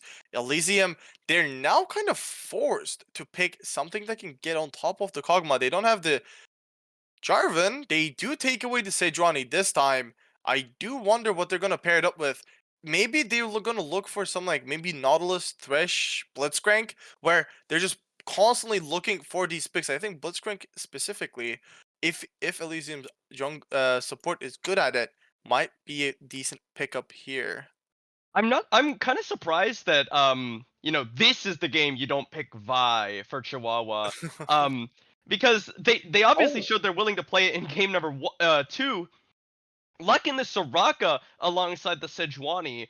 So now they're both of these teams are looking for I don't know, enchanters alongside their hyper carries, but I think the Kog'Maw is going to have a little bit of an easier time chewing through a tank like Sejuani than the Jinx will. Maokai locked in for sticks going into the jungle. So they've also picked up themselves a way to lock down the carry. Ornn going to be banned away by Elysium Frost, and then again the standard second rotation ban for DCG sticks this series. Rumble and Nivea taken away from Elysium. yeah. And to be honest, this Maokai still might be able to go top in specific matchups. Maokai does actually fine into some top lanes, especially such as Jax. If they can bait Elysian Frost top lane to pick that again, he might kind of struggle with that. They are thinking that Maokai is going to jungle, so we will see it in here just in a second. If they pick a mid laner, I feel like it will be they just like that flex pick up Yeah, top. I wouldn't be surprised to see something like Orianna here. I really think that like Orianna Oh, plus Lulu, never it's mind. Malphite. Rock solid.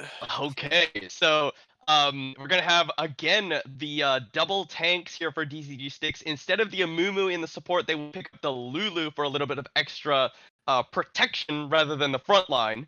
And when you have Malphite Maokai, I think you're gonna be okay as far as front line goes. Yeah, and not only okay, they also have a way to get on top of that Soraka. That means that it is going to be harder for that Soraka to like really just, oh, let me just sit back and heal everyone. It will be just harder for him to do that. And in my opinion, worst case, if this top lane matchup, if Malphite as Malphite, you shouldn't this shouldn't be that bad of a matchup since your Q is on such a short cooldown that even if you Q and Gwen tries to go into her W, it doesn't really matter. It's like you just wait it out. Then Gwen is just really vulnerable, and the Corki is also another really AP heavy in the soul lanes here for Elysium. I can't say I hate their draft, especially in team fights. They do now have that package from Corki that might be problematic for this Kog'Maw to really be able to like zone and like hit from a safe space. But we will see what DCG answers here. Yeah, Corki and Gwen locked in for the solo lanes on the side of Elysium Oh, Frost, and Styx, oh, they didn't lock in anything. they're cheating. They're taking Yeah, notes. they say it's Syndra in draft. I'm not sure, it's not up to us. I'm not sure whether that warrants some kind of like penalty or whatever, but whatever. Well, we know the draft at least for this game. It is going to be Syndra. It probably, at least for this game, it probably shouldn't matter because it's last pick anyway, right? So, um, Yeah. But yeah, Syndra locked in alongside the Kog'Maw. So we are gonna have like you got the burst and you've got a little bit of control power for the Syndra. You've got Kog'Maw as your sustained damage hyper carry, paired with Lulu, and then you've got the double frontliners. A very similar kind of game plan to what they had in game number 1 or game number 2 rather. Yeah, and um, we will see how successful they will be in that specific team comp. Um, my expectation from this game is the fact that I don't know how far Boogie can get ahead with this Gwen. It will just I think mainly gonna come down to Grand Canyon. When it comes to like really being able to provide the poke and just like not losing the lane. If he can get out fairly, like if he can get out of lane fairly strong, it will make it hard for the side of DZG to contest the more objectives because one they should be able to have package for the most of the objectives, and it will be an issue for this Kog'Maw until he hits a fairly good amount of items. Yeah. I am a little bit perplexed. Your last game we had Sejuani with two melee champions, which is kind of okay. You had the Amumu and you had of course the Poppy. This game you have Sejuani paired with only one melee champion in the form of Gwen. Um So Sejuani is losing a little bit of value there. Will still be quite a powerful tank, but what are tanks in the face of Lulu Kog'Maw? Maokai Malphite just gonna lock up anybody who tries to get onto the Kog'Maw. I think it's very difficult for Elysium Frost unless they're uh Gwen and Corki are able to somehow find the Kog'Maw and just kill him instantly before he's able to just completely melt the Sejuani. Uh, I think it's very difficult for Elysium Frost to maneuver team fights, basically.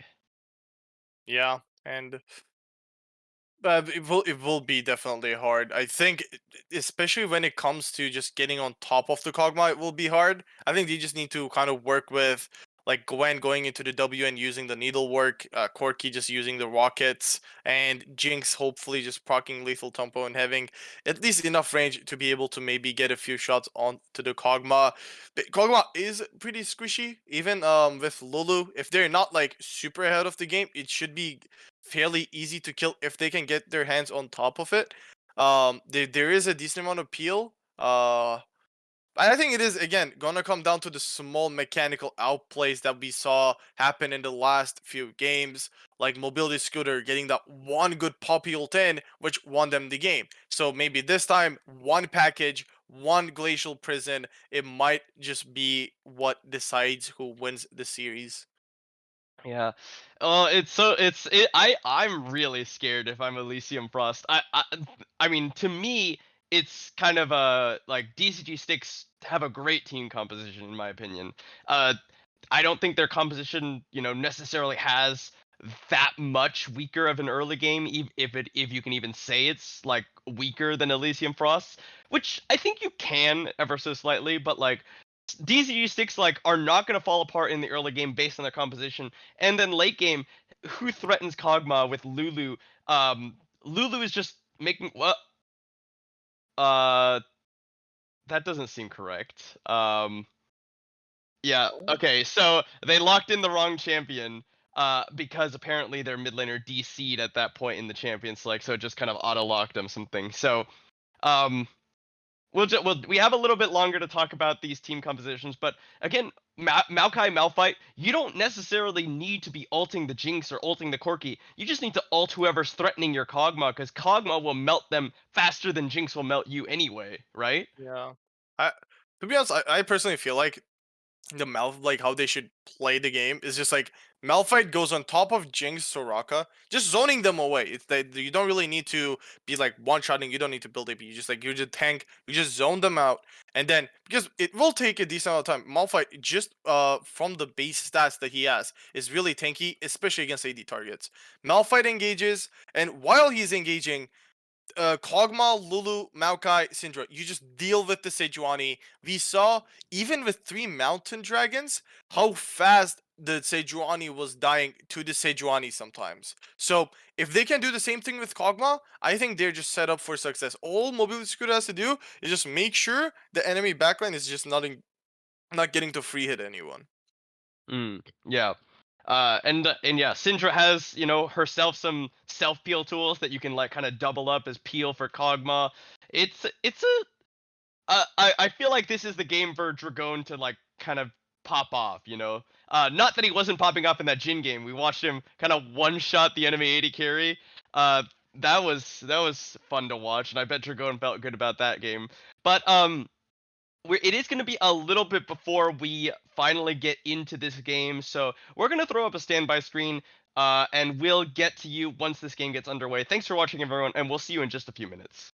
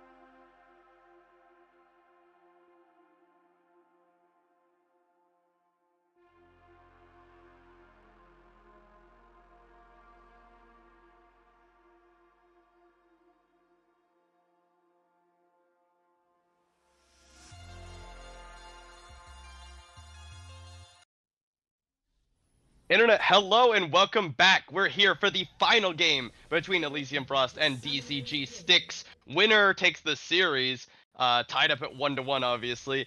And we have a very interesting team comp from DCG. Lulu Cog with 2 tanks. You gotta love it. This very reminiscent of their comp from game number 2. I'm quite excited to see it with a little bit more of a fun to watch hyper carry. Oh yeah, it definitely. I think it will be just interesting seeing both of these hyper carries because I think Jinx is just one of those like where she gets excited. It's just like she starts just shooting a lot of those rockets and just like being a menace.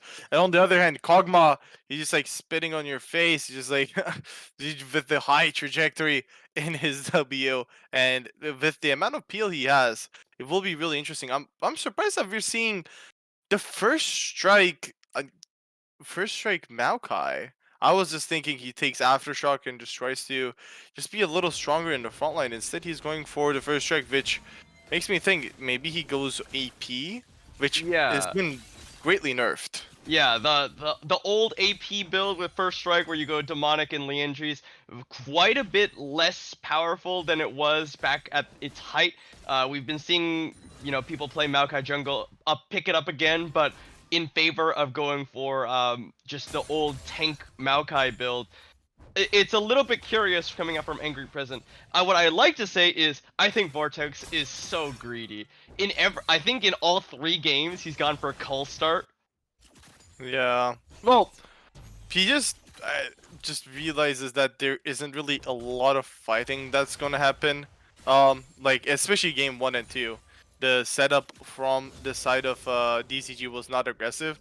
Game 2 it was, but maybe he just underestimated the enemy team, which they didn't really capitalize on the call start. So, he seems to get away with it most of the time, Yeah, and get away with it is the key terminology here. I think I don't hate it. I just think it's like it is indicative of being greedy. Boogie trading in onto mobility scooters. The zap connects onto Dragon. Chaser looking for a little bit of damage with those star calls, but we'll I Ooh. anticipate this game to be a little bit slower. Good, good pathing from Chihuahua, by the way. He Yeah, wraps around that specifically. ward. They're gonna look for it. Boogie hits level 3 and gets a good chunk of damage on a mobility scooter. Now Chihuahua spotted out by the minion Oh, wave, but Boogie is just taking so Chihuahua. much damage. Mobility scooter's just Oh my beating him word. down. Well, Chihuahua can't figure out where he Oh, wants to go. Mobility scooter walking away. Chihuahua burned his flash and Boogie burned ghost, and mobility scooter hasn't burned anything. yeah. The only issue is I think for the third or fourth time in a row that Oh, but look mobility at Angry scooter Present he here. There's the zap connecting onto a shield from the Kid, but now here comes Angry Present looking for flash. someone. The star call is available. Flashes for the Twisted Advance onto Chaser. Chaser gets the Summoner heal out and is ignited, running for his life. There's the slow from the Void News. Oh Dragon! my. First blood, flashing away from the zap, and Vortex can't get Oh. anyone, or can he? Angry President, one more auto will do it. Vortex gets excited, flashing forward, trying to finish on Dragon. Oh. 2! Yep, hyper carries both get the kills, but really good play from Vortex. Gets 2 with his flash, gets the double buff, and he's still alive, so he will be able to push these waves with the help of blue buff and red buff. Again, good play up top from Mobility Scooter. Even a good attempt from Angry Present, but they spent all that they had during that play, and the fact that Vortex still had his summoners up means that he will be able to pick up a lot, and he's up 22 CS, a kill compared to Dragon, and he still has the call. So this is probably the perfect start that Elysium really wants. Yeah. A lot of that just has to do with Vortex and Chaser laning better. Now, Chihuahua's going to try for round 2 here, but Mobility Scooter, again, still has his flash. Will be able to flash Oh. away. He's going to get stunned up here. Boogie looking for it, but does take tower aggro, but they do successfully clean up the kill. Yeah, that's kind of the strength of Sejuani with a melee top laner. The TP was not burned from Mobility Scooter, so he will be able to TP back and catch up the wave. Yeah, and that Ah, wave is not under tower. That's a really bad spot for Boogie. yeah, it is, but he did pick up the kill, so he will be able to take a reset. he did have an advantage from the previous reset that he was able to take, where Mobility Scooter missed almost a full wave. So it will kind of even out the EXP and the CS numbers. But the earlier this Gwen gets online, the better it is. And the fact that Jinx also got another double in the bot side, DCG really needs to be careful with how they really play from now on. Any more kills towards the top lane, bot lane, or even towards this Corki will mean that their game plan is is just under threat. Yeah, Vortex trying to make use of those double buffs while he can. Did just wear out, so won't be able to auto for the slow anymore. And Mobility Scooter just throwing out those seismic shards for fun onto Boogie. Evening up the CS discrepancy by quite a bit here. Now, Scout of the Week is going to stun him up, and Chihuahua is making his presence known yet again here as this wave pushes out away from Mobility Scooter's tower. Well, no, Chihuahua's just going to come and make sure that they can push that wave all the way in. Yeah. Well, would that dive? Oh, this is not a dive. This is not an angle. Okay, Chihuahua takes up first. Tower aggro. They're doing it very slow. No. Mobility Scooter with the attack speed slow. Boogie can't finish the job. Oh, the level 6. Now, and Unstoppable Force comes out, but Boogie didn't have tower aggro. Minion will fall, and there's the tower shot onto Boogie, but it's not going to be enough to finish off the kill. That was very optimistic play from Chihuahua. It is a really bad dive because he doesn't have his flash. Boogie didn't have Ghost or level 6. And it's just like, what is even the point there? He had all of his bot side camps up. He could have just reset and pathed towards there. And instead, Gwen gets chunked. He can't really stay in the lane. Scooter gets a kill. They lose Dragon. He's slow on his clear. Behind 16 camps. With the same amount of camps available to each of the junglers. And yeah, that was just straight out just unnecessary. Yeah, I don't know. That just looked bad to me from the beginning, and it ended up being in fact bad. So that does put quite a damper on Elysium Frost, who I think we established kind of needs to keep the tempo of the game very high. Again, this is a tempo breaker. Chihuahua dying there, they lose the first dragon of the game, basically uncontested. Chihuahua's now behind 2 camps to Angry Present. The one saving grace is, of course, Vortex is quite a bit ahead of Dragon, and hopefully, compared to last game, we'll see him get involved in skirmishes a little bit earlier. Yeah. And, well, I will be honest, I don't think Vortex was really looking to be aggressive, but DZG brought to play to him, so maybe with the extra lead that he has, he will be looking to play a little bit more aggressive. The Herald is up for take, and to be honest, although that failed dive attempt, they still do have a favorable 2v2 up top. The only issue is the fact that Sejuani is behind EXP. He needs 2 more camps to hit level 6, and after level 6 comes through, they can really look for something. Grand Canyon just quietly amassing an ever so slight CS lead over Andicus. 3 Tears of the Goddess picked up in this game, 1 for each mid laner, and then of course Mobility Scooter picking up 1. We'll be looking, I assume, for the tier tank item. I don't remember what it's called. The Fimbulwinter. Yeah. But we could see something weird. Maybe we see something like a Seraph's Embrace. I wouldn't hate it. I think that the Fimbulwinter is probably better, but it would be interesting regardless. Malphite does have some quite aggressive AP ratios in his kit. Yeah. Just interesting thing is that I think he's going for Heartsteel with that item. Ooh. Like the Crystalline Bracer really turns into either Warmogs or the what was the item's name? Heartsteel. So there isn't really a lot of reasons to rush the Warmogs, and when Heartsteel, I don't think he gets a lot of value. It's just like you're not looking to really trade auto for auto against the Gwen. Even in team fights, I think just like a Jack show here would have really helped I think it's a even little bit more Radiant suitable. Yeah, I agree. I agree. I'm not sure about the Heartsteel pickup myself, but maybe we'll see what he's going for. Yeah, Yeah. things a little bit quiet after that Another dive. big scuffle bottom lane, and then the failed dive from Chihuahua. Dive, dive, dive, dive. Another one. Oh, well, Oh, probably not. They're probably just here to drop the Rift Herald and then you back think so? away. Yeah, Oh, Chihuahua's gonna show up here. The Glacial Prison dodged away from by the Unstoppable Force as the Needlework comes out. They're gonna drop the Rift Herald, and now with the Unstoppable Force not available, the dive was a real threat, so he's gonna have to back away, let the Rift Herald get its charge up, and they're probably gonna be able to pick up this tower with the Rift Herald there.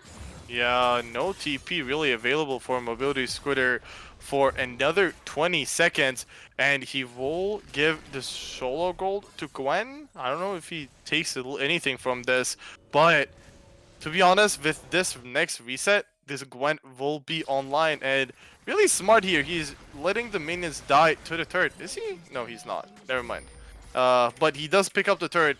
That should be enough gold for him to finish out the Rift Maker, which will make his life so much easier in the side lane. The only issue here is that it's 11 minutes in, so he will be overextending while trying to go for these plays or to take these waves. So that might be an opening for Angry President Mobility Scooter and maybe Endicus if he tends to move to the side lane and kill Boogie there. Yeah, so Riftmaker finished off. Kraken Slayer, of course, for Vortexes.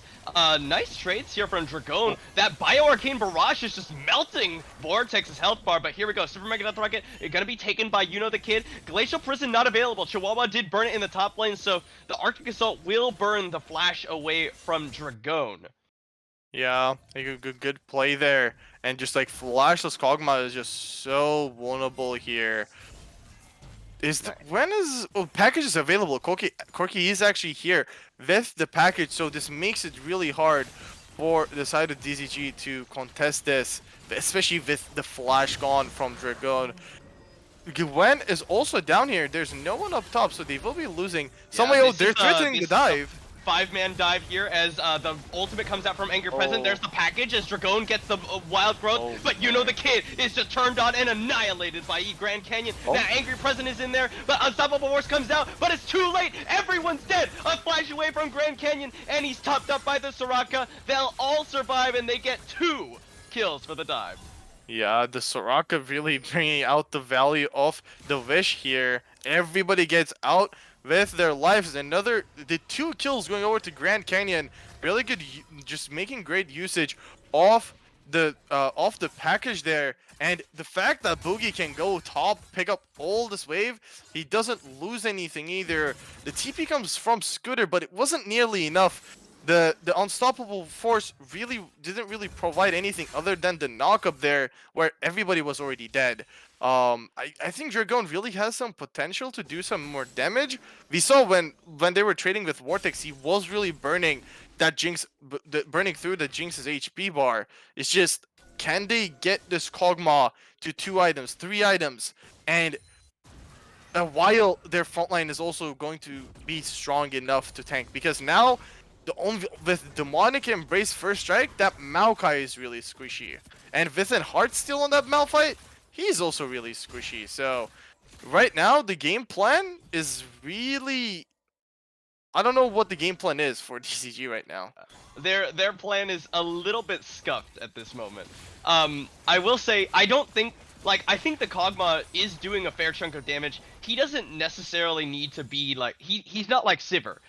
Every single item he gets is a big spike, as opposed to Sivir, who really needs to get like 3 or 4 before they all kind of come together and become like late game monster. Kog'Maw's damage is very good. The issue is you need him to be able to stand in one place and auto attack, as opposed to just getting CC'd or having to run away and using valuable time to do that, as opposed to just standing there auto attacking like he wants to. Yeah. Well, another thing about Kog'Maw is that you can kind of do like a hybrid build where you can build a little bit tankier for your own safety, especially Looking for the blast cone over the wall. That's a big Oh. blast cone as Chaser is getting chased in, throws down the E, is gonna silence him up, and he'll be able to flash out to safety. Yeah, really well placed silence there. The Chemtech Blast plant really just throw them all to different places, and unfortunately, probably the worst member on DZG was on top of the Soraka, which was the Lulu. Doesn't really provide a lot there. And they do get to flash away from Chaser. So next time if team fight happens, he will be more vulnerable to this Syndra or the CC coming from the side of DCG. They haven't really seen Endicus really join to these team fights. He's been just like mid lane, farming safely, and he does already have the Ludens. He's not weak at all, but I would like to see him like participate in these fights more because, especially with the scatter of the weak and the unleashed power, he will be a big threat to these backlines, backline champions on the side of Elysium. Yeah. Radiant Virtue picked up for Chihuahua. We saw how much value this has on the Sejuani. You just get so much healing extra out of your kit, or for all of your teammates rather.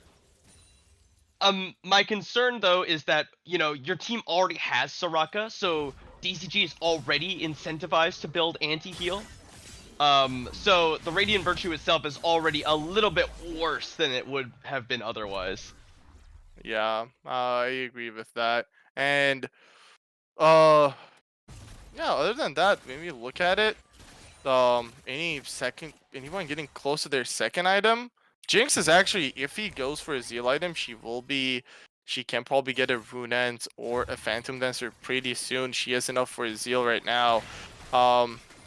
And after as you said, the hypercase that we have this game is not like Sivir. Every item is a huge power spike, and especially for Jinx, once she finishes that IE, especially if she gets a reset on the and gets excited, it will be just really hard because extra movement speed means easier for this Jinx to kite the tanky members on the side of DZG. And once she finishes the third item, that is almost a wrap unless your ADC is also fed, which Dragoon is a little too far for being fed right now. Yeah. Ravenous Hydra is the first item for Grand Canyon, presumably now building in towards that Mana Moon.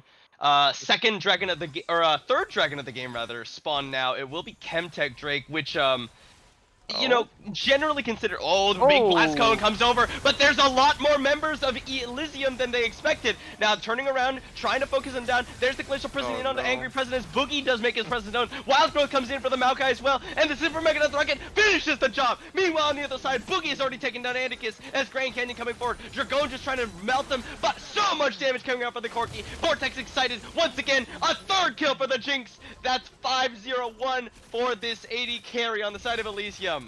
Yeah, I feel like that play was just not really well set up. It was just maybe they felt like they had to go for the play. They were feel forced, but I don't know. The vision setup was not there. They didn't know who the team was or who was there from Elysium, and they just jumped into 4 people split up from their bot lane, and it just goes really south. All of the kills go over to Vortex. He has enough.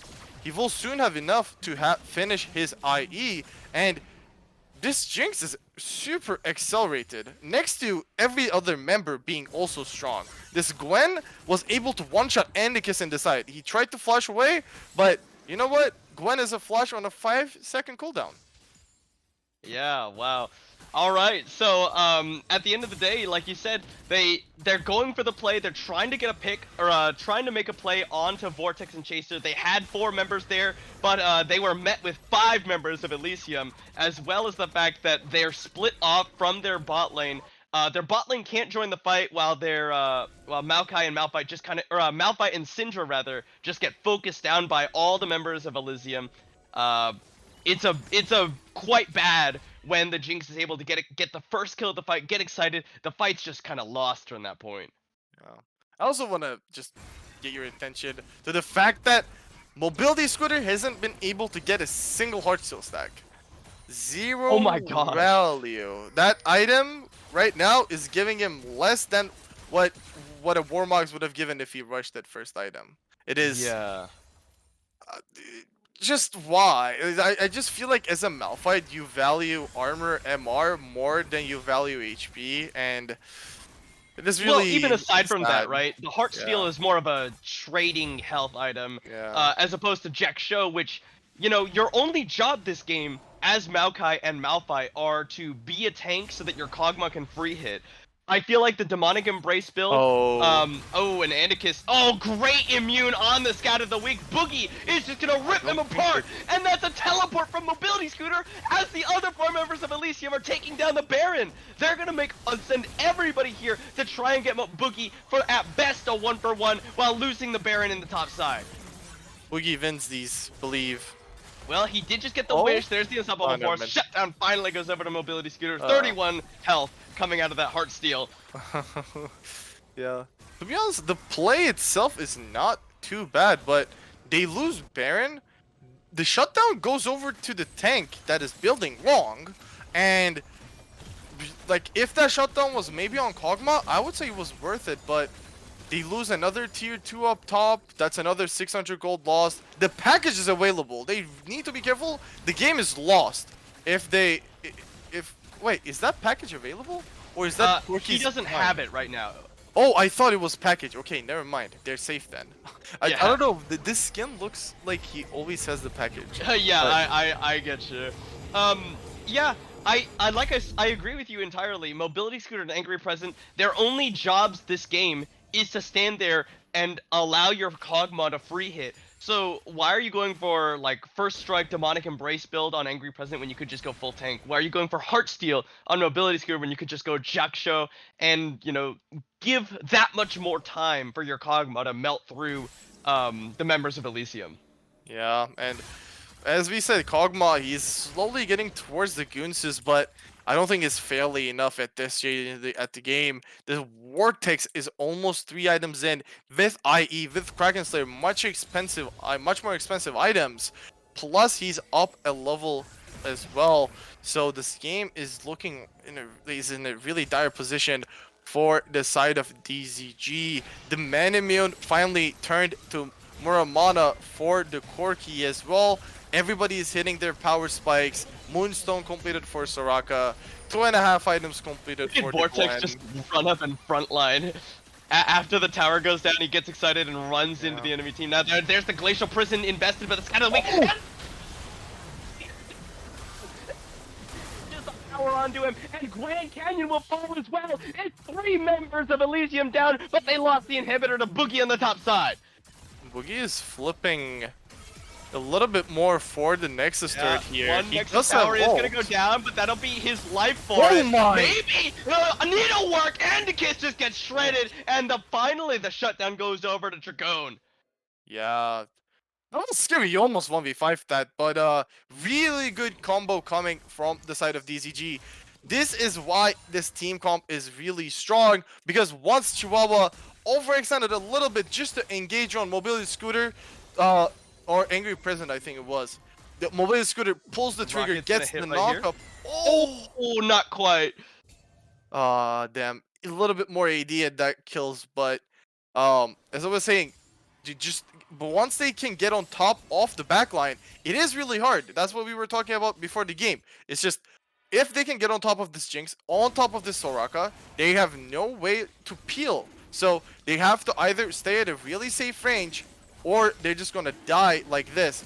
I think Elysium got a little too hasty with their lead and thought they could maybe be a little bit more aggressive, but the enemy team comp will punish you every time. And you can do this one mistake, it's fine. You can do this once, but if this happens again and Kog'Maw picks up a few more kills, you're going to be in a really bad spot.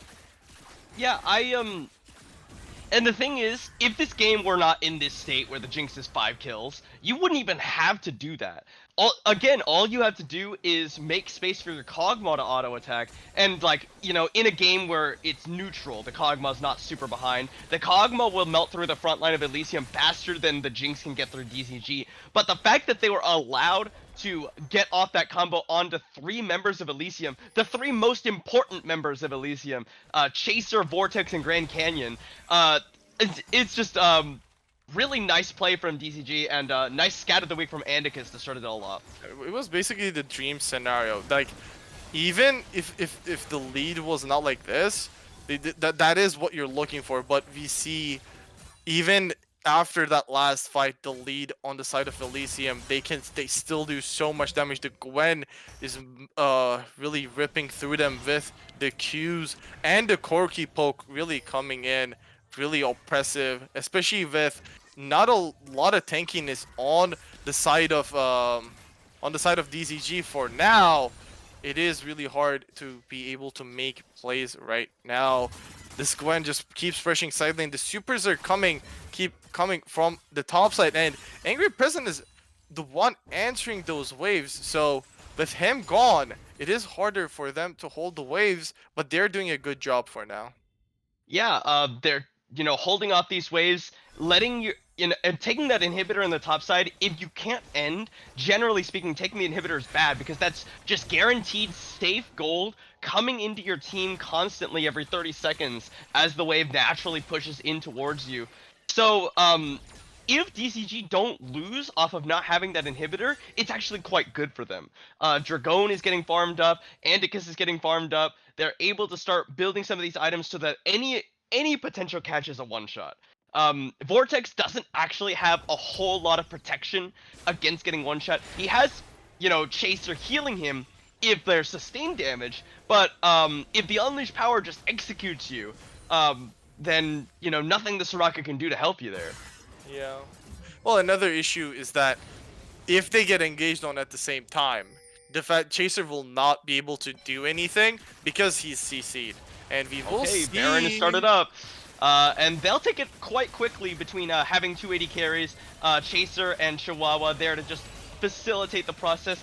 I mean, DCG probably know this is happening, and it's probably just the correct decision not to fight for it. Try and fight on, in your base where you have all Yeah. the information you need, and just look for having your Kog'Maw killing through their back, or their front line Yeah. rather. The issue is this time they do have the package on the Corki, and we might see the side of Elysium just pull the trigger here because the package is about to time out. Yeah, Scout I of the think it Week just is did. going to stun them all up. Vortex already had the flash, so already not the greatest start. The package also timed out, so Grand Canyon does not have that tool available. They just got to worry about Boogie pushing on the other side. Dragon now going to start unloading, but Gwen goes immune. And they have to distribute their attention onto both sides as Andicus is standing there. Good target for Chihuahua if he wants to go for the Glacial Prison there, but now Mobility Scooter's here. But the only one that matters now is the Dragon. Well, they Boogie can't takes the really inhibitor ignore for the the second Gwen. time, and He they ends have the to game. again focus onto him. Then tower goes down. Vortex gets excited. That's a big chunk. Scout of the Week stuns up Oh. Vortex. Now in Boogie, Oh, there's the Glacial Prison. Dragon's Dragon's dead. already gone down. Boogie needle works him, and the unleashed or the unstoppable force is not enough because all the carries are down. Angry Presence just getting focused down by a very excited Jinx. Vortex is just chasing him Oh. in, and the unleashed power executes him. No. You know the kid flashes, but the Nexus tower is focused. One tower down, but they have no more tools to deal with Boogie. It's gonna be 2-1 to Elysium.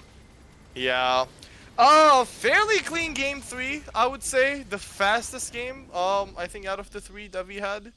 And the Gwen, I think, was the person who kind of brought it together And the in the end. backbreaker for Yeah. DCG. Because like we saw, although Vortex did get fed, he was still under a lot of pressure from this Maokai, from the Syndra, and he was still getting one shot.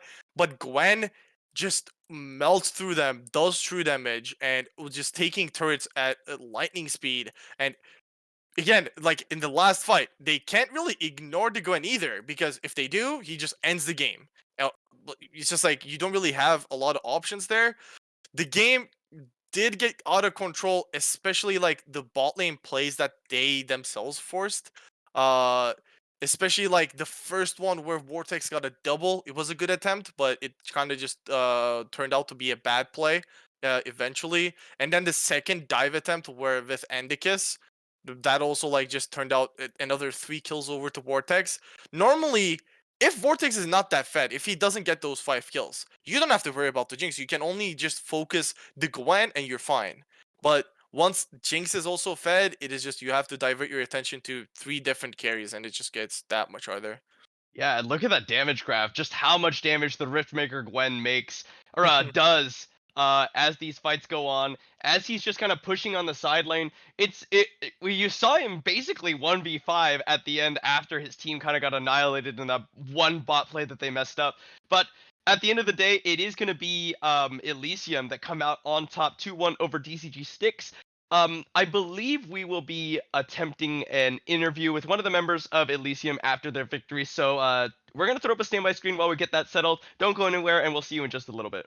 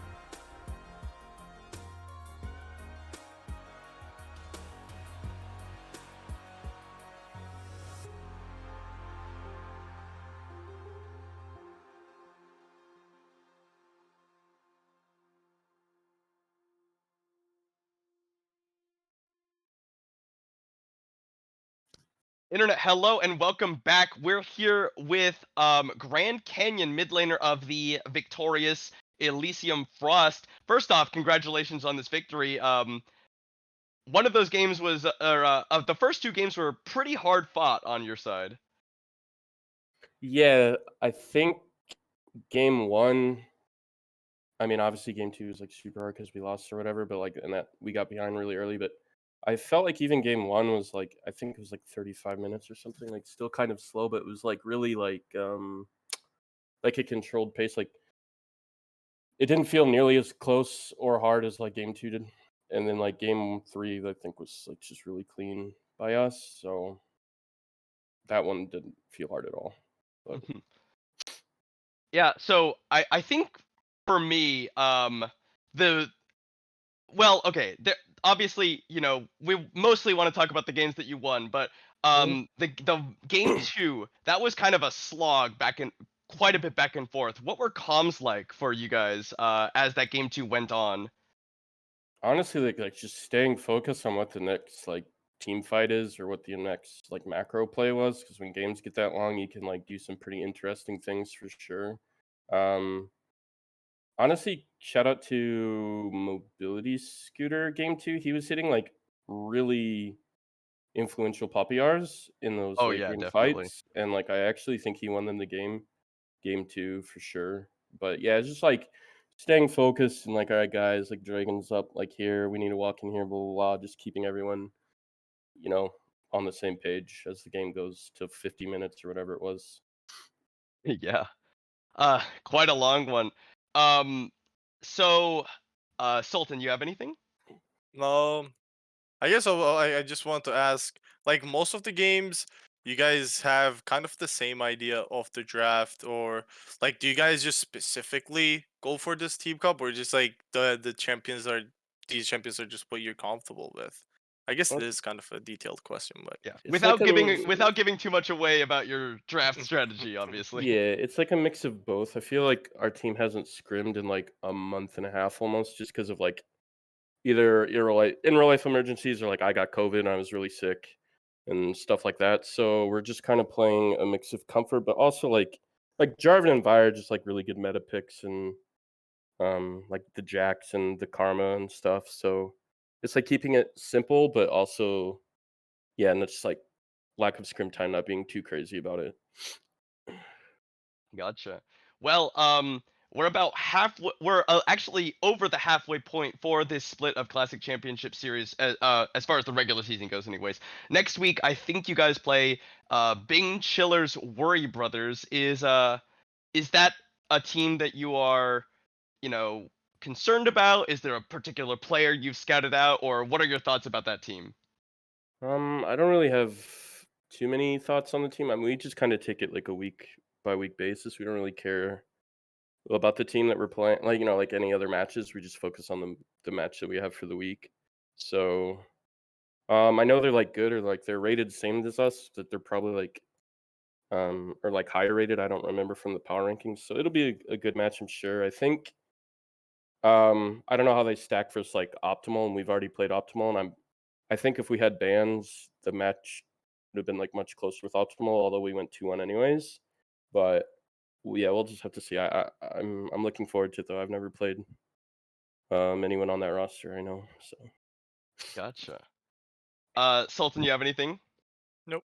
All right. Well, obviously, congratulations on the victory. Is there any shout outs you want to give before we close out the stream? yeah, shout out my team. Shout out the Elysium org. We just had some teams secure playoffs in Titan yesterday, so shout out to those guys. And we have a team securing playoffs right now, I believe, in SCL. So I'm gonna go catch their game real quick. And yeah, that's it for me. Awesome.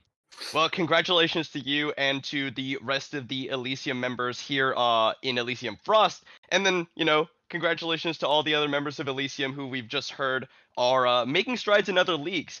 In any case, I've been HNA2. This has been Sultan. We're closing at the stream for CCS Novice, but tune in tomorrow for CCS Advanced. Same time, same place, both here and on CCS2_LOL twitch.tv. Thanks everyone for watching. Have a good evening, and we'll see you next time.